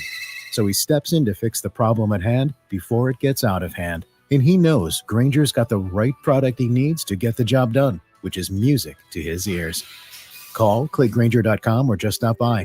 Grainger, for the ones who get it done. It hit me like a ton of bricks. I'm like, I never smoked a cigarette. How in the hell did I get lung cancer? I don't smoke. I've never smoked. So I started Googling. One word just kept coming up, like it was in bold and red, and it was radon. Radon is the number 2 cause of lung cancer. Well, you don't know if it's in your home. You got to test. You can't see it. You can't taste it. You can't smell it. What's your level? Radon Defense Midwest can help. Visit radonradio.com for a special offer. That's radonradio.com. At Cox Mobile, we know you're smart. You brush your teeth in the shower to save time, make coffee ice cubes for your cold brew, and wear goggles to cut onions. You also added Cox Mobile. So smart. Now you're running on the network with unbeatable 5G reliability and saving on your Cox internet. It's ingenious, just like you. Aw, thanks. Cox Mobile, the smart way to mobile. Cox postpaid internet required. Cox Mobile runs on the network with unbeatable 5G reliability as measured by Ookla LLC in the U.S. to H 2023. Other restrictions apply. Learn more at cox.com/mobile.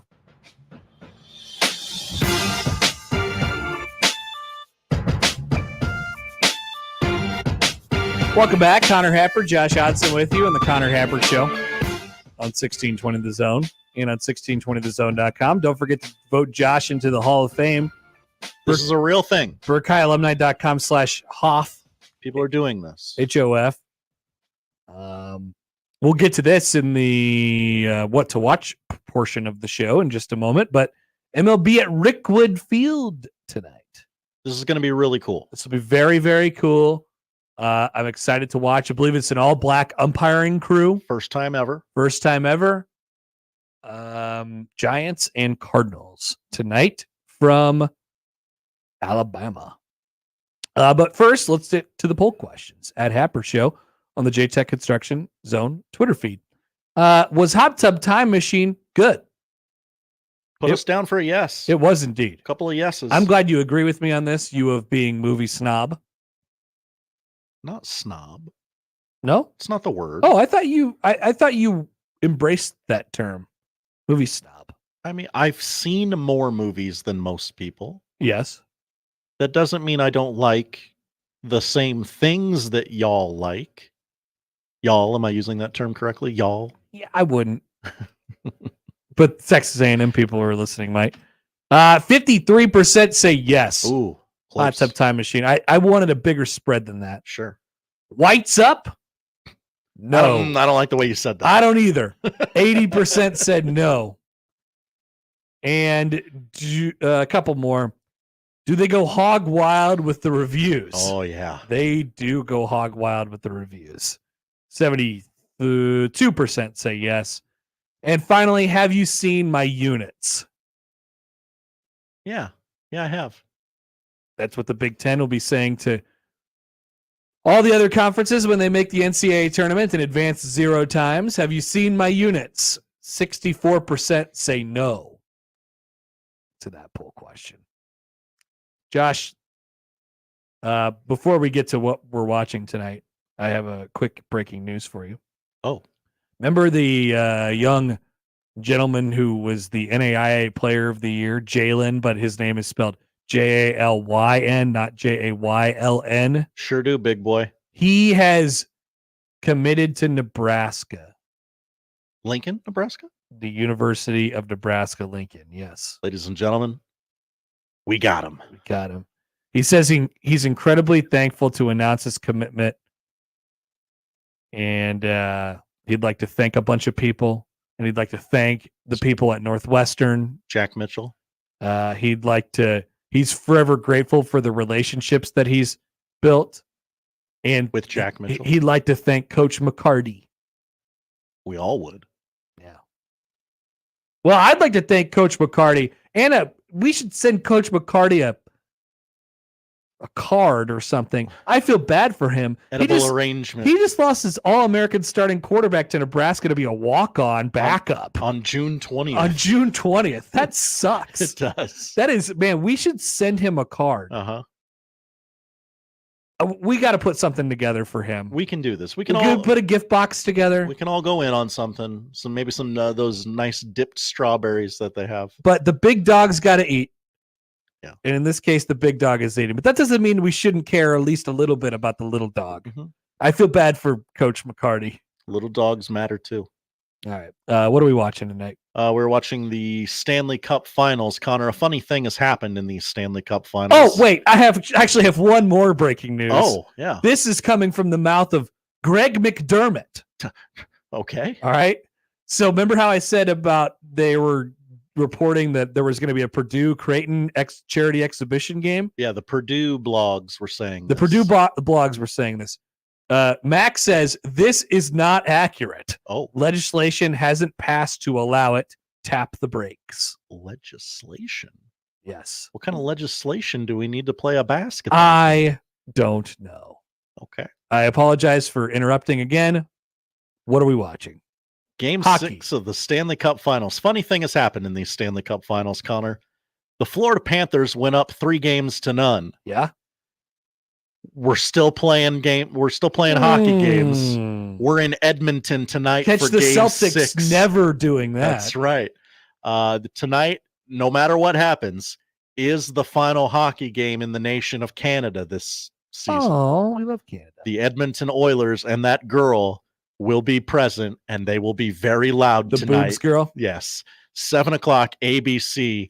Watch disaster possibly happen in the sport of hockey. Could be fun. It could. Sure could. Major League Baseball, Rays and Twins are on right now on ESPN+.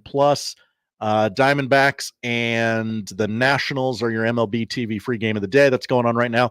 Again, Giants Cardinals 6:15 on Big Fox. I'm being told the hockey is not tonight, it's tomorrow. Is this accurate? Again, yes, it is accurate. I've looked it up now. Well, we should all get ready. We should all pregame for the hockey this game is tomorrow. Not what we're watching tonight. It is just generally what we are watching. My eye is on it. For already. me, it's like Breaking Bad.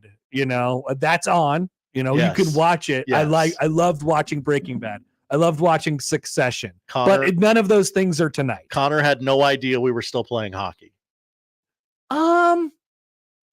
I hadn't seen that somebody had won yet, so that would have been my tip-off to say that it is still happening. Okay, that's fair. But other than that, I don't know any of the context. That one's on the College World Series. I'm not taking the L on that one. Giants Cardinals 6:15. Big Fox tonight in Birmingham, Alabama at Rickwood Field.